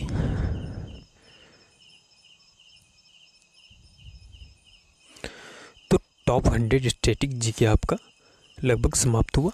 आपको पहले ही मैं बता दिया था कि इसमें हर सब्जेक्ट से प्रश्न शामिल होगा, इसलिए आपका कंप्लीट रिवीजन होगा। आप डेली इस क्लास को करेंगे, आप जब एग्ज़ाम में जाएंगे तो इसका फ़ायदा खुद आपको पता चलेगा। आपको रामबाण आपके अंदर में खुद प्रभावित होंगे आपकी, अरे हमने तो ये पढ़ा था, ये आ गया हमारे एग्ज़ाम में। तो आपके एग्ज़ाम से काफ़ी रिलेटेड प्रश्न है, काफ़ी हेल्पफुल होगा आपके एग्ज़ाम में के लिए। तो अगर आप हमारे चैनल से नहीं जुड़े हैं तो प्लीज़ जुड़ जाइए, क्योंकि आपके लिए ही यह चैनल बना है। तो मिलते हैं नेक्स्ट क्लास में, एपिसोड नंबर 5 में मिलते हैं। तब तक के लिए जय हिंद। यानी कि अगर आप यह क्लास डेली करेंगे तो आपका कंप्लीट रिवीजन हो जाएगा। बस एक दिन में जितना पढ़ाया जाता है उतना आप डाइजेस्ट कर ले, कोई भी एग्ज़ाम में आप बैठेंगे, एग्ज़ाम आपका आसानी से निकलेगा। और अगर आप Bihar SSC, UP police, SSC GD के अभ्यर्थी हैं तो इसका एग्ज़ाम बहुत जल्द होने वाला है। तो यह क्लास आपके लिए रामबाण साबित होने वाला है। तो चलिए क्लास स्टार्ट करते हैं।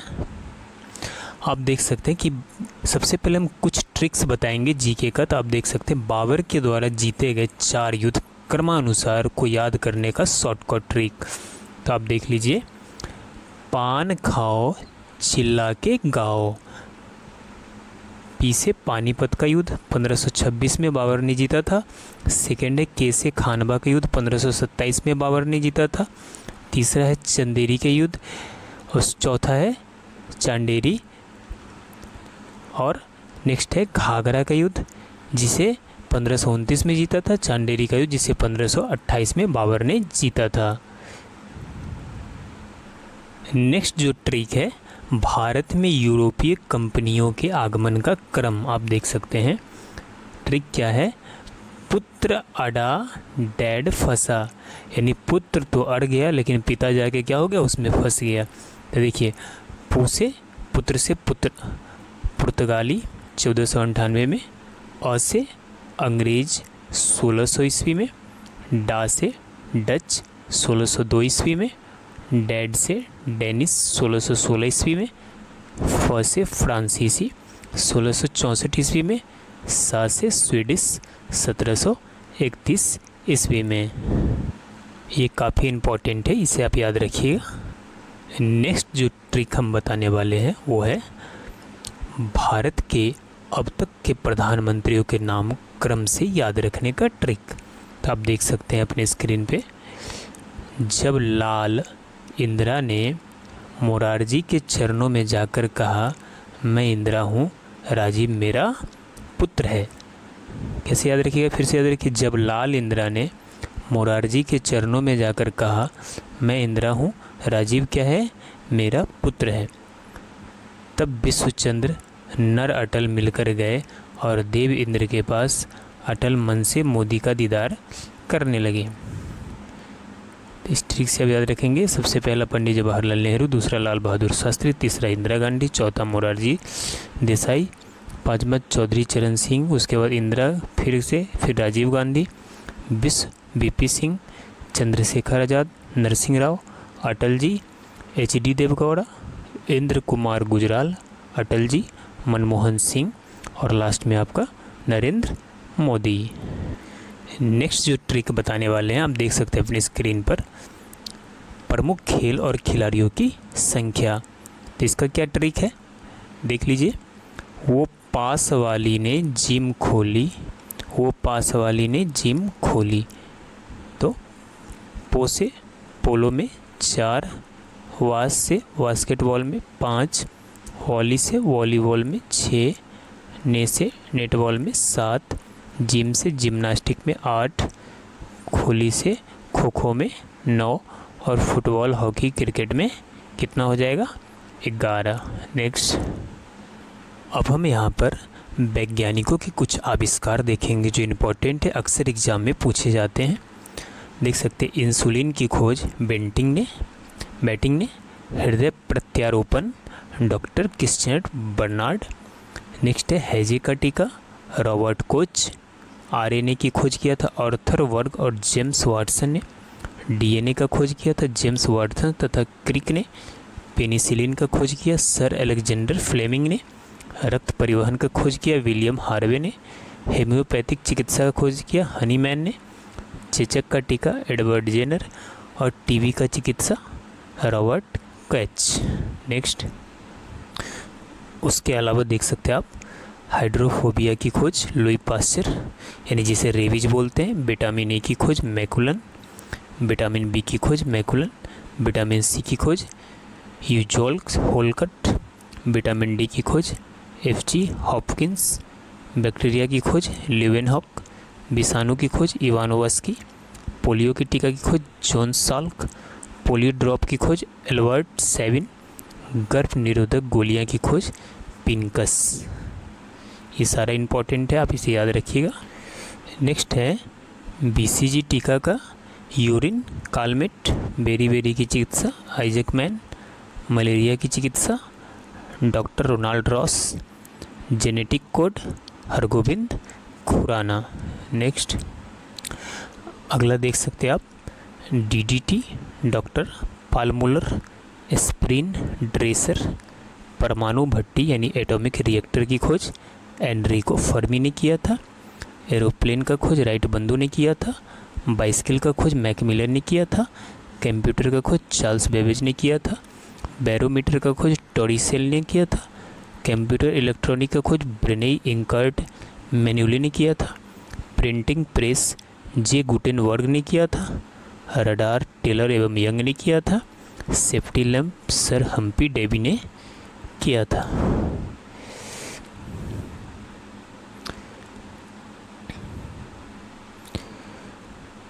नेक्स्ट है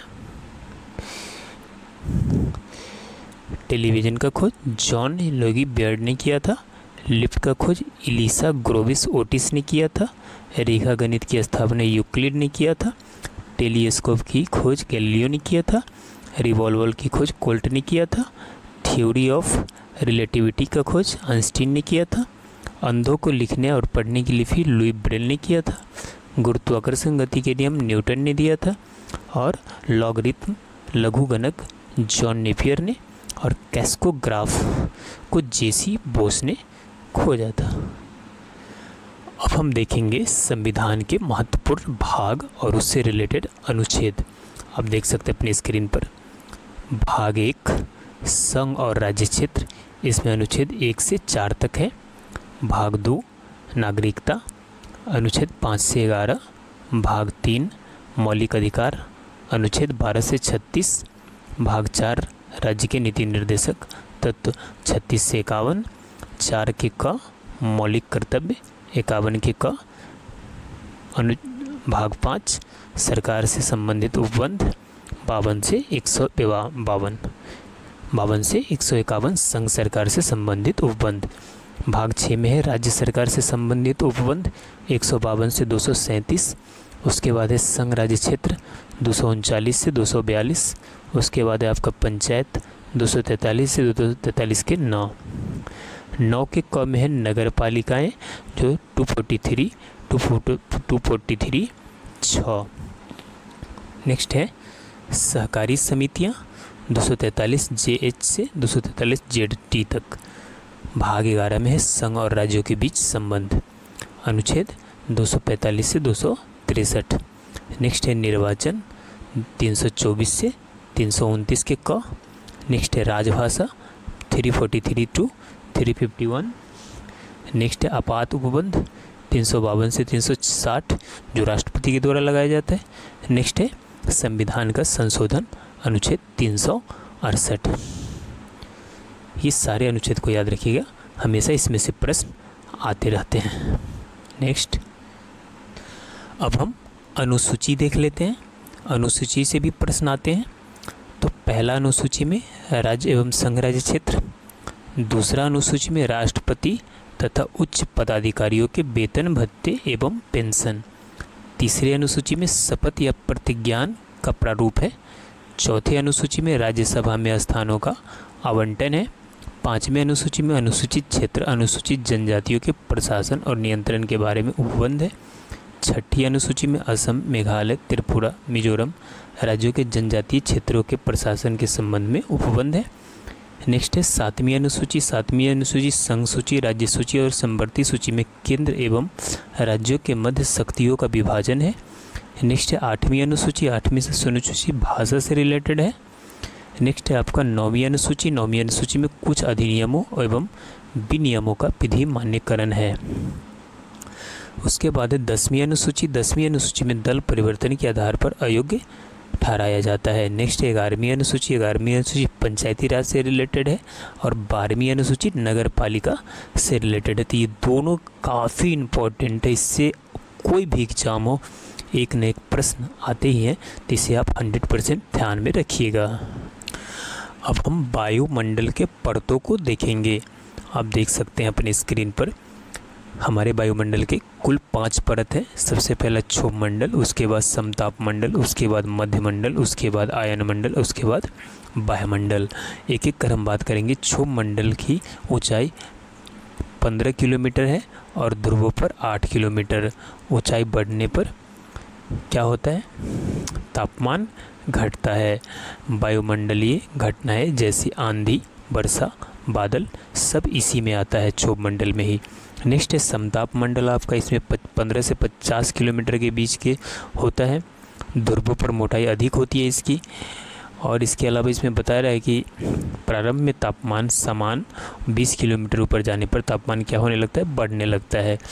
ओजोन गैस से 15 से 35 किलोमीटर तक पाई जाती है समताप मंडल में। आपको बता दूं कि समताप मंडल में ही ओजोन परत पाई जाती है, आप इसे याद रखिएगा। उसके बाद है आपका मध्यमंडल, ये 50 से 80 किलोमीटर के बीच में पाया जाता है। ऊंचाई के साथ तापमान में गिरावट होती है। ऊपरी सीमा मेसोपाज कहलाती है। उसके बाद है आपका आयन मंडल, 80 से 640 किलोमीटर की ऊंचाई तक होती है। ऊंचाई के साथ तापमान में वृद्धि होता है। आयन मंडल में संचार उपग्रह स्थापित, यानी जितना भी आप सैटेलाइट वगैरह देखते हैं ये सब इसी आयन मंडल में होता है। और बोरियालिस की घटनाएं होती है। उसके बाद जो आपका लास्ट है वो है आपका वायुमंडल, इसकी ऊंचाई 640 मीटर के बाद होती है। अब देख लीजिए तो क्या होता है कि पहला में तापमान माइनस होता है, दूसरा में तापमान प्लस होता है, तीसरा में तापमान माइनस होता है, फिर प्लस होता है और फिर प्लस होता है। तीसरे तापमान को आप याद रखिएगा।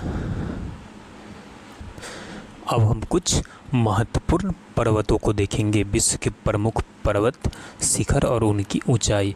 आप देख सकते हैं सबसे पहले आपका माउंट एवरेस्ट, इसकी ऊंचाई 8,848.86। अगला है आपका लहासे, यह नेपाल में स्थित है, 8,516। नेक्स्ट है धौलागिरी, यह भी नेपाल में स्थित है, इसकी ऊंचाई 8,167 मीटर। नेक्स्ट है K2 गॉडविन ऑस्टिन, यह भारत में स्थित है, इसकी ऊंचाई 8,611 मीटर। नेक्स्ट है कामेत, यह भारत चीन में स्थित है, इसकी ऊंचाई है 7,756 मीटर। नेक्स्ट है राकापोसी, यह पाकिस्तान में स्थित है, इसकी ऊंचाई है 7,788 मीटर। नेक्स्ट है गोसाईथान, यह चीन में स्थित है, इसकी ऊंचाई है 8,114 मीटर। नेक्स्ट आप देख सकते हैं कंचनजंगा, यह नेपाल भारत में स्थित है, इसकी ऊंचाई है 8,586 मीटर। नेक्स्ट मकालू है, यह नेपाल चीन में स्थित है, इसकी ऊंचाई है 8,463 मीटर। नेक्स्ट है अन्नपूर्णा, यह नेपाल में स्थित है, इसकी ऊंचाई 8,091 मीटर। नेक्स्ट है नंगा पर्वत, यह भारत में स्थित है, इसकी ऊंचाई 8,126 मीटर। नेक्स्ट है नंदा देवी, यह भी भारत में स्थित है, इसकी ऊंचाई 7,817 मीटर। नेक्स्ट ग्रेसर ब्रह्म, यह पाकिस्तान में स्थित है, इसकी ऊंचाई है 8,068 मीटर। नेक्स्ट है तिरिचमिर, यह भी पाकिस्तान में स्थित है, इसकी ऊंचाई है 7,708 metre.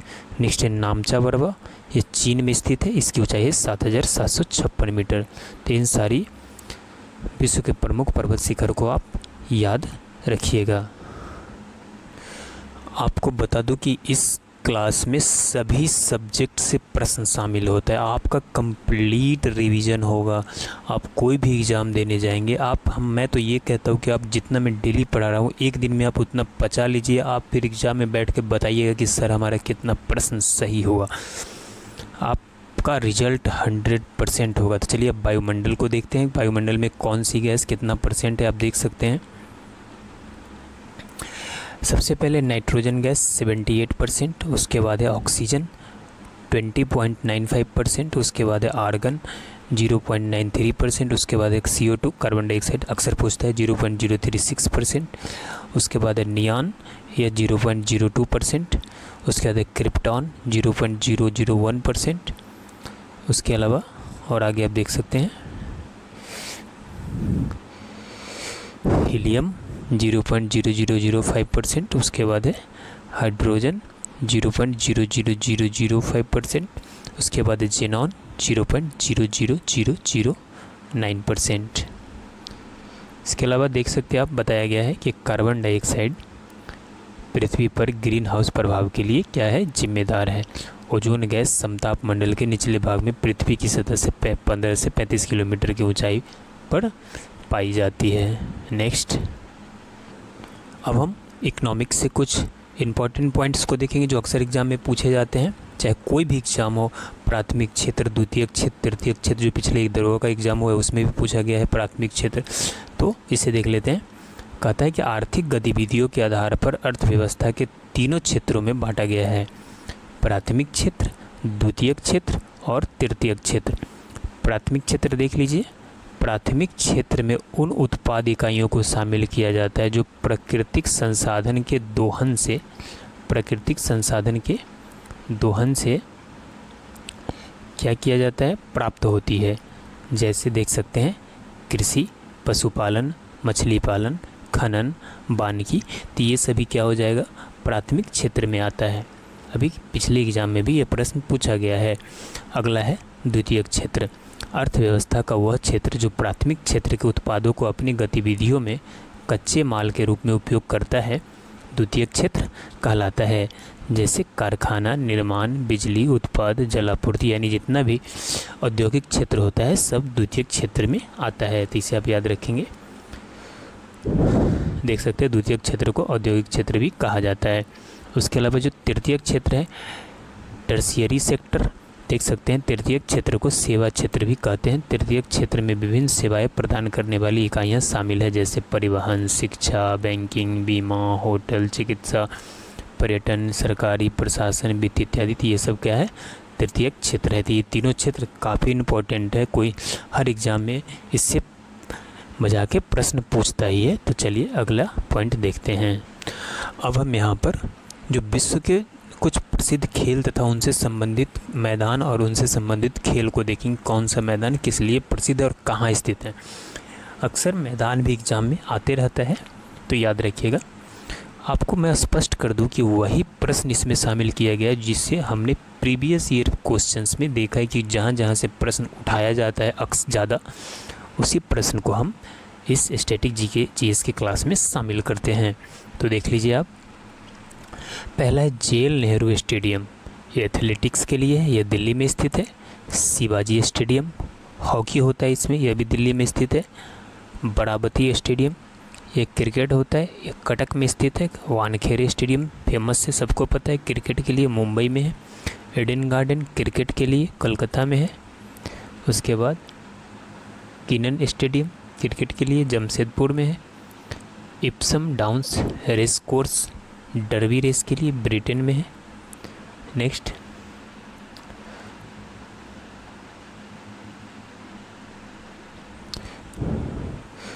Lord's Oval Leeds cricket के लिए ब्रिटेन में है। विंबलडन लॉन टेनिस के लिए लंदन में है। ब्रुकलैंड फुटबॉल के लिए इंग्लैंड में है। Indira Gandhi stadium indoor game Delhi में है। सैंडी लॉज स्टेडियम गोल्फ के लिए है, स्कॉटलैंड में है। युवा भारती स्टेडियम फुटबॉल के लिए है, कलकत्ता में है। पर्थ ब्रिस्बेन मेलबर्न क्रिकेट के लिए ऑस्ट्रेलिया में है। इसके अलावा अंबेडकर स्टेडियम फुटबॉल के लिए है, दिल्ली में है। नेशनल स्टेडियम हॉकी के लिए है, दिल्ली में है। ब्रेबोर्न स्टेडियम क्रिकेट के लिए है, मुंबई में है। ग्रीन पार्क स्टेडियम क्रिकेट के लिए है, कानपुर में है। हेडिंगले मैनचेस्टर स्टेडियम क्रिकेट के लिए ब्रिटेन में है। Black Heath stadium rugby football के लिए लंदन में है। वेम्बले स्टेडियम फुटबॉल के लिए है, लंदन में है। ट्विसकैनहेम रग्बी फुटबॉल के लिए इंग्लैंड में है। टेंट ब्रिज क्रिकेट के लिए है, इंग्लैंड में है। अरुण जेटली स्टेडियम क्रिकेट के लिए है, दिल्ली में है। नेक्स्ट, अब हम कंप्यूटर से संबंधित कुछ फुल फॉर्म देखेंगे। देख सकते हैं आप। ALU मतलब क्या होता है, arithmetic logic unit. ALGOL algorithmic language, basic, beginners, all purpose, symbolic, instruction code, CPU, central processing unit, CAD, computer aided design.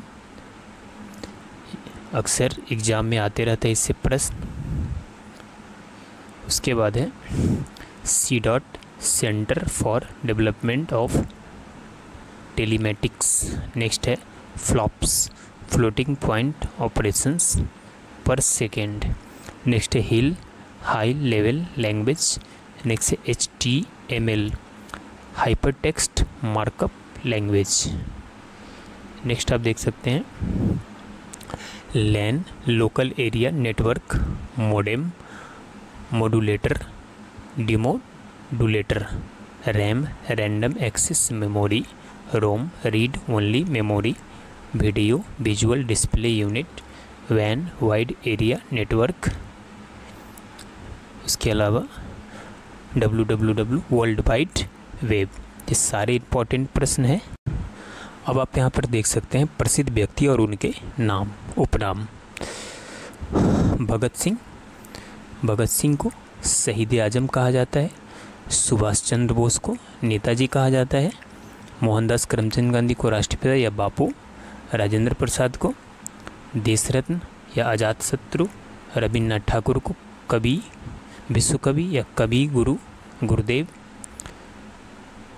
Khan Abdul Gaffar खां को सीमांत गांधी। मोहम्मद अली जिन्ना को कायदे आजम।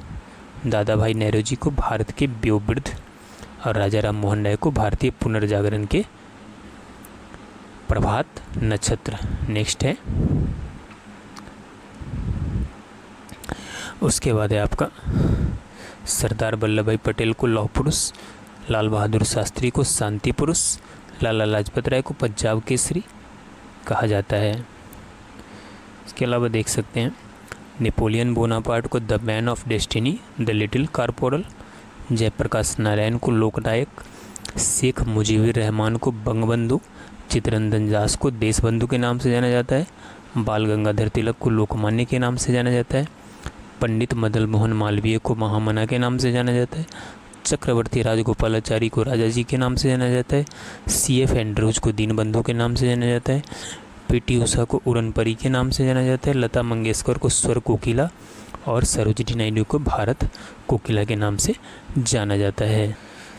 कुछ और इम्पोर्टेंट है, आप देख सकते हैं समुद्रगुप्त को भारत का नेपोलियन। चाणक्य को भारत की मैकियावेली। मेजर ध्यानचंद को हॉकी के जादूगर। महाकवि कालिदास को भारत का शेक्सपियर। मिल्खा सिंह को फ्लाइंग सिख।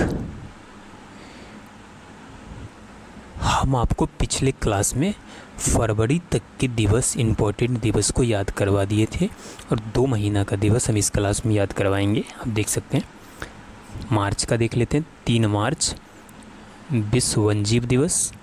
8 मार्च अंतर्राष्ट्रीय महिला दिवस। 15 मार्च विश्व उपभोक्ता अधिकार दिवस। 20 मार्च विश्व प्रसन्नता दिवस। 21 मार्च अंतर्राष्ट्रीय वन दिवस। 21 मार्च विश्व कविता दिवस। 22 मार्च विश्व जल दिवस। 24 मार्च विश्व तपेदिक दिवस यानी TB दिवस। तो इतना महत्वपूर्ण था। उसके अलावा अप्रैल का देख लेते हैं। तो अप्रैल का देखिए 7 अप्रैल विश्व स्वास्थ्य दिवस। 22 अप्रैल विश्व पृथ्वी दिवस। 25 अप्रैल विश्व मलेरिया दिवस। इसके अलावा 26 अप्रैल को विश्व बौद्धिक संपदा दिवस, जो इम्पोर्टेंट है उसी को लिया हूँ मैं।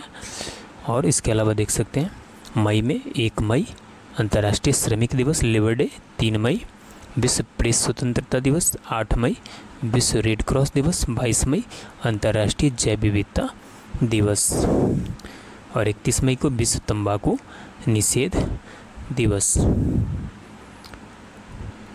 बाकी अब 2 महीने का अगले क्लास में करेंगे, आप इतना बस याद रखिएगा। अब हम जो इम्पोर्टेंट पॉइंट देखने वाले हैं, मैंने पहले ही बताया कि हर सब्जेक्ट से हमारा प्रश्न होगा। आपका कंप्लीट रिवीजन होगा डेली। आप बस डेली इस क्लास को एक बार देखिएगा, बस आधा घंटा 1 घंटा निकल के एक बार देख लीजिएगा, उतना ही काफ़ी। अब जब आपका डेली रिवीजन होता रहेगा खुद दिमाग में आपके फिट हो जाएगा। तो चलिए स्टार्ट करते हैं। विभिन्न माध्यमों में ध्वनि की चाल। सबसे पहले वायु में 346 मीटर प्रति सेकेंड, ऑक्सीजन में 316 मीटर प्रति सेकेंड, समुद्री जल में 1531, आसुत जल में 1498 मीटर प्रति सेकेंड, एल्युमिनियम में 6420 मीटर प्रति सेकेंड। इसके अलावा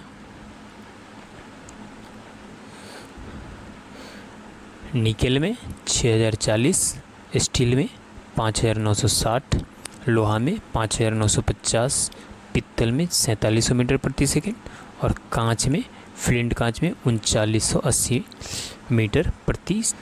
आपका जो बौद्ध संगति हुआ था, बौद्ध संगति, भगवान बुद्ध का जो संगतियाँ हुई थी उसे याद रखिएगा, ये भी पूछता है, अक्सर पूछे जाते हैं ऐसे प्रश्न। भगवान बुद्ध का प्रथम बौद्ध संगति जो हुआ था 483 ईसा पूर्व में राजगिरी में हुआ था, जिसे आज हम राजगीर कहते हैं। इसके अध्यक्ष महाकश्यप थे और शासक उस समय था अजातशत्रु के शासनकाल में हुआ था। द्वितीय बौद्ध संगति हुआ था 383, देखिए 483 या 383 से याद रहेगा, यह हुआ था वैशाली में। इसके समय अध्यक्ष थे सर्वकामी और इस समय शासक था कालाशोक। तृतीय बौद्ध संगति 247 ईसा पूर्व में हुआ था पाटलिपुत्र में। इसके अध्यक्ष थे मोगलीपुत्र तिस और इसके समय शासक थे अशोक। नेक्स्ट चतुर्थ बौद्ध संगति ईस्वी की प्रथम शताब्दी में कुंडलवन कश्मीर में। इसके अध्यक्ष थे वसुमित्र, उपाध्यक्ष अशुघोष। इस समय शासक कौन थे? शासक थे कनिष्क। नेक्स्ट प्रश्न, अगला जो पॉइंट है हमारा बहुत इम्पॉर्टेंट पॉइंट है इतिहास का, जिससे अक्सर प्रश्न पूछे जाते हैं। क्या है? दर्शन और उसके प्रवर्तक, जैसे सांख्य दर्शन के कपिल मुनि, योग दर्शन पतंजलि, न्याय दर्शन गौतम, वैशेषिक दर्शन कनाद या उलुक कनाद, पूर्व मीमांसा जैमिनी और उत्तर मीमांसा बादरायणी। इसे आप 100% याद रखिए, काफ़ी इम्पोर्टेंट पॉइंट है। अगला जो है आप देख सकते हैं फिजिक्स का क्वेश्चन है, स्टीम इंजन उष्मा ऊर्जा को यांत्रिक ऊर्जा में परिवर्तित करता है। टरबाइन चलाना यांत्रिक ऊर्जा से विद्युत ऊर्जा में परिवर्तन होता है। प्रकाश संश्लेषण सौर ऊर्जा को रासायनिक ऊर्जा में क्या करता है? परिवर्तन करता है। नेक्स्ट है विद्युत जनित यांत्रिक ऊर्जा से विद्युत ऊर्जा का निर्माण होता है। नेक्स्ट है विद्युत मोटर विद्युत ऊर्जा से यांत्रिक ऊर्जा का निर्माण होता है। डीजल इंजन में क्या होता है? रासायनिक ऊर्जा से यांत्रिक ऊर्जा का निर्माण होता है। तो इम्पोर्टेंट इसे याद रखेंगे। नेक्स्ट पॉइंट जो है बहुत इम्पोर्टेंट है आप सभी के लिए, देख लीजिए। हड़प्पा कालीन नदियों के किनारे बसे नगर, जैसे हड़प्पा रावी नदी के किनारे बसा है, रोपर सतलज नदी के किनारे बसा है, लोथल भोगवा नदी के किनारे बसा है, सुतकोडा सादी कौर नदी के किनारे, रंगपुर भादर नदी के किनारे बसा था, कुनाल सरस्वती नदी के किनारे, बनावली सरस्वती, भगवानपुर सरस्वती, आमरी सिंधु नदी के किनारे, मोहनजोदड़ो सिंधु नदी, कालीबंगा घग्गर नदी, सुतका गंडोर दासक नदी, आलमगीरपुर हिंडन नदी, कोट दीजी सिंधु नदी, चन्हूद्रो सिंधु नदी, मांडा चिनाब, दैमाबाद प्रवरा राखीगढ़ी घग्गर नदी। तो आपका लगभग सारे सब्जेक्ट से हमने प्रश्न को कवर किया है और आपका ज़्यादा टाइम लगेगा नहीं। देखिए आप आधा घंटा डेली अगर इस क्लास को करेंगे, आपका पूरे माइंडली जितना पढ़े होंगे पीछे पूरा आपका एक बार रिवाइज होता जाएगा और रिवाइज होने से क्या होगा, आपके दिमाग में खुद याद होता जाएगा, आपको रटने की ज़रूरत नहीं पड़ेगी। तो ये बहुत बड़ी बात है, इसलिए आप कंटिन्यू डेली इस क्लास को करते रहिए। और साथ में बता दूं कि आपके लिए टॉप 500 लुसेंट का, टॉप 500 एसपीडी का हर सब्जेक्ट से मैं क्वेश्चन डाल रहा हूं, जो आपके एग्ज़ाम देने से पहले आप एक बार पढ़ के जाइए, आपके लिए काफ़ी हेल्पफुल होगा। तो चलिए मिलते हैं नेक्स्ट क्लास में, तब तक के लिए जय हिंद।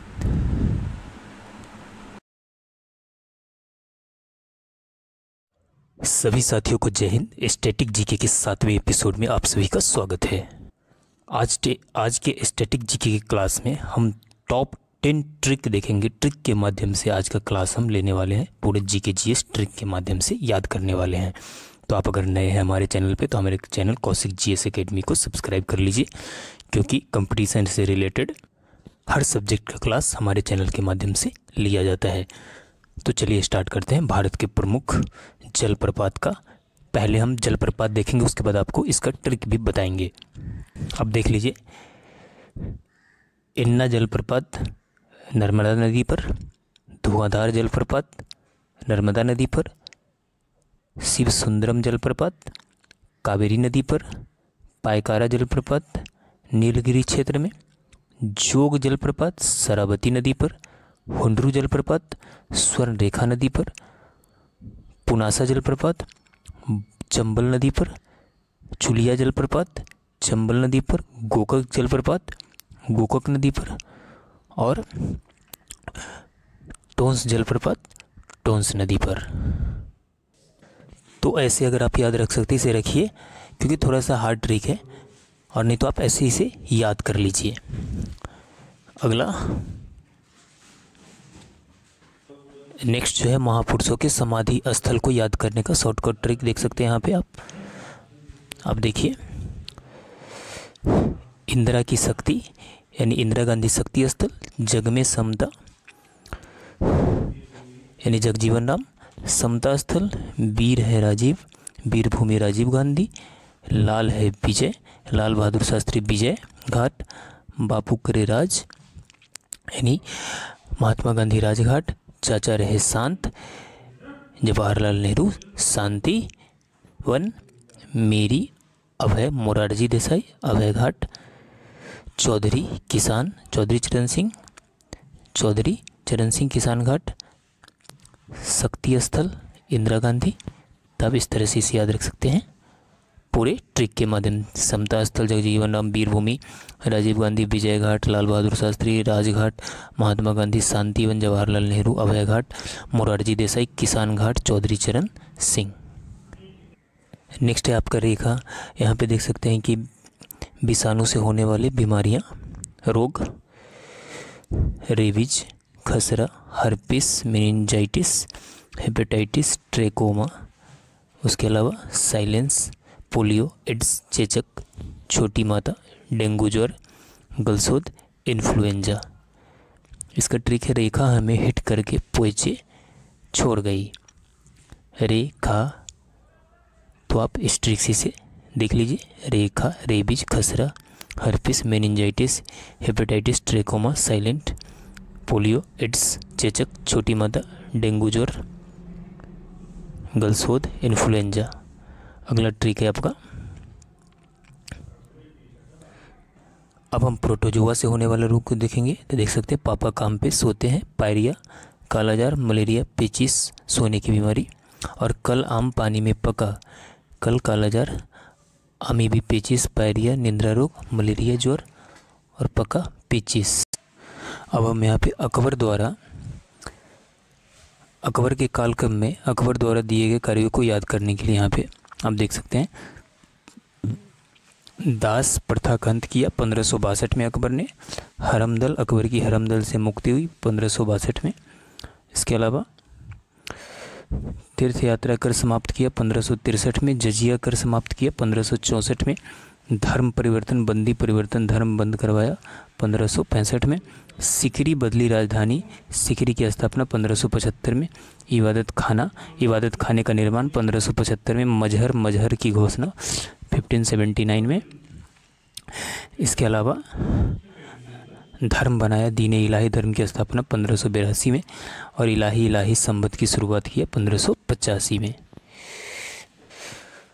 भारत के 6 राज्य जहाँ पर विधान परिषद हैं, इसे याद करना बहुत इम्पोर्टेंट है। आंध्र प्रदेश, महाराष्ट्र, कर्नाटक, बिहार, जम्मू कश्मीर और उत्तर प्रदेश। नेक्स्ट, अब हम यहाँ पे सभी मुग़ल सम्राट देख लेते हैं। तो आप देख सकते हैं बाबर, हुमायूं बाबर का पुत्र, उसका पुत्र अकबर, उसका पुत्र जहांगीर का पुत्र शाहजहां का पुत्र औरंगजेब का पुत्र बहादुर शाह का पुत्र जहांदर शाह।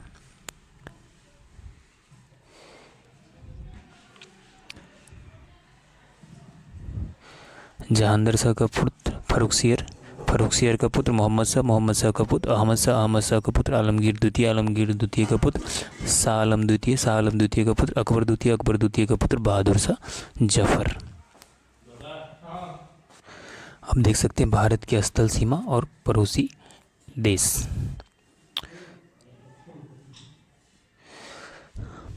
बांग्लादेश सबसे लंबी भारत का जो सीमा मिलता है वो बांग्लादेश से 4096 किलोमीटर, उसके बाद चीन से 3917 किलोमीटर, उसके बाद पाकिस्तान से 3310 किलोमीटर, उसके बाद नेपाल से है 1752 किलोमीटर, उसके बाद म्यांमार से है 1458 किलोमीटर, उसके बाद भूटान से है 587 किलोमीटर, इसके अलावा अफ़गानिस्तान से है 80 किलोमीटर। भारत के प्रमुख दर्रे देख लीजिए, इसे ज़रूर याद कर लीजिएगा, बहुत इम्पोर्टेंट है।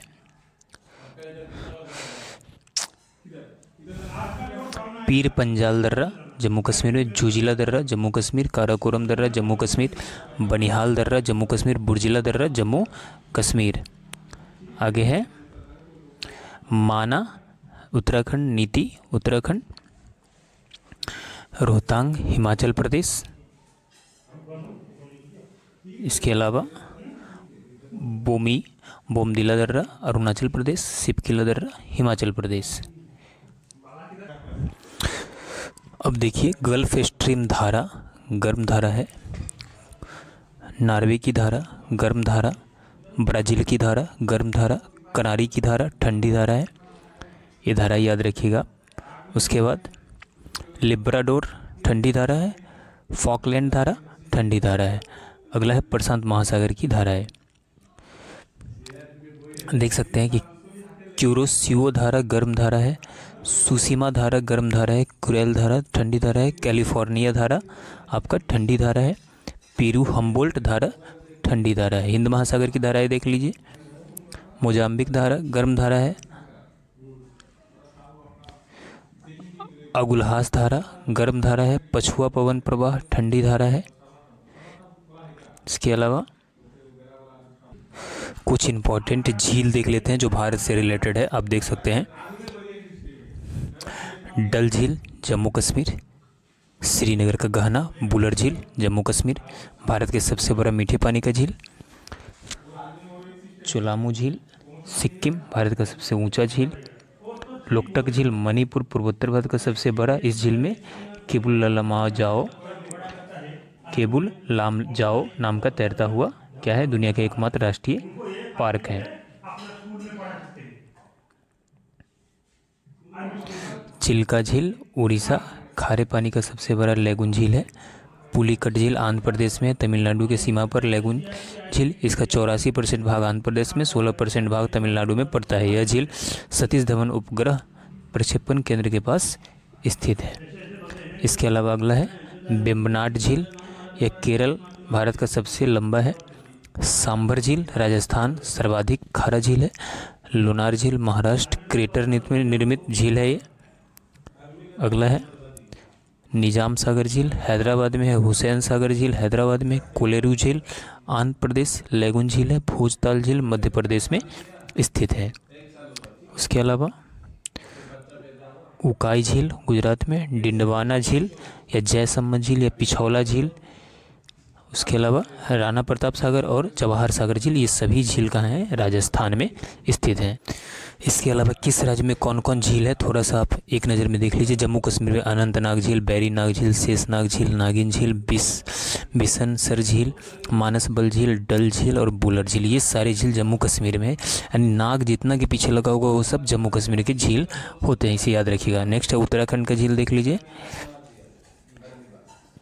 इसका नैनीताल झील, सातताल झील, राकसताल झील, मालाताल झील, देवताल झील, नौकुचिया ताल झील, खुरपाताल झील, रूपकुंड झील और कंकाल झील, ये सभी उत्तराखंड में झील स्थित है।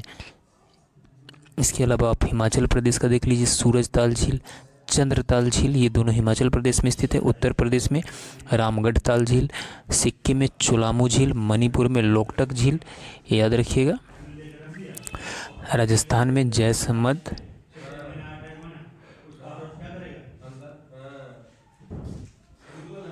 राजस्थान में जयसम्मत, राजसम्मत, जयसम्मत, फतेह सागर झील, डिंडवाना झील, सांबर झील, ये सभी कहाँ है? राजस्थान में स्थित है। नेक्स्ट है महाराष्ट्र, महाराष्ट्र में लोनार झील। उसके बाद केरल, केरल में पेरियार झील, अष्टमुदी झील, वेम्बनाड झील। नेक्स्ट है आंध्र प्रदेश, आंध्र प्रदेश में कोलेरू झील, पुलिकट झील। उड़ीसा में चिल्का झील। ये सभी आप याद रखिएगा। कुछ महत्वपूर्ण तट, भारत में मीठे पानी का सबसे बड़ी झील बुलर झील, भारत की खारे पानी का सबसे बड़ी झील चिल्का झील, भारत की सबसे बड़ी खारे पानी का झील अंतःस्थलीय सांबर झील, भारत की सबसे बड़ी लैगून झील चिल्का झील, भारत की सबसे लंबी झील वेम्बनाड झील। उसके अलावा देख सकते हैं भारत की सबसे ऊंची झील चोलामू झील। ये सारे इंपॉर्टेंट है, इसे याद रखिएगा। इसके अलावा भारत की सबसे बड़ी कृत्रिम झील आपका गोविंद बल्लभ पंत झील।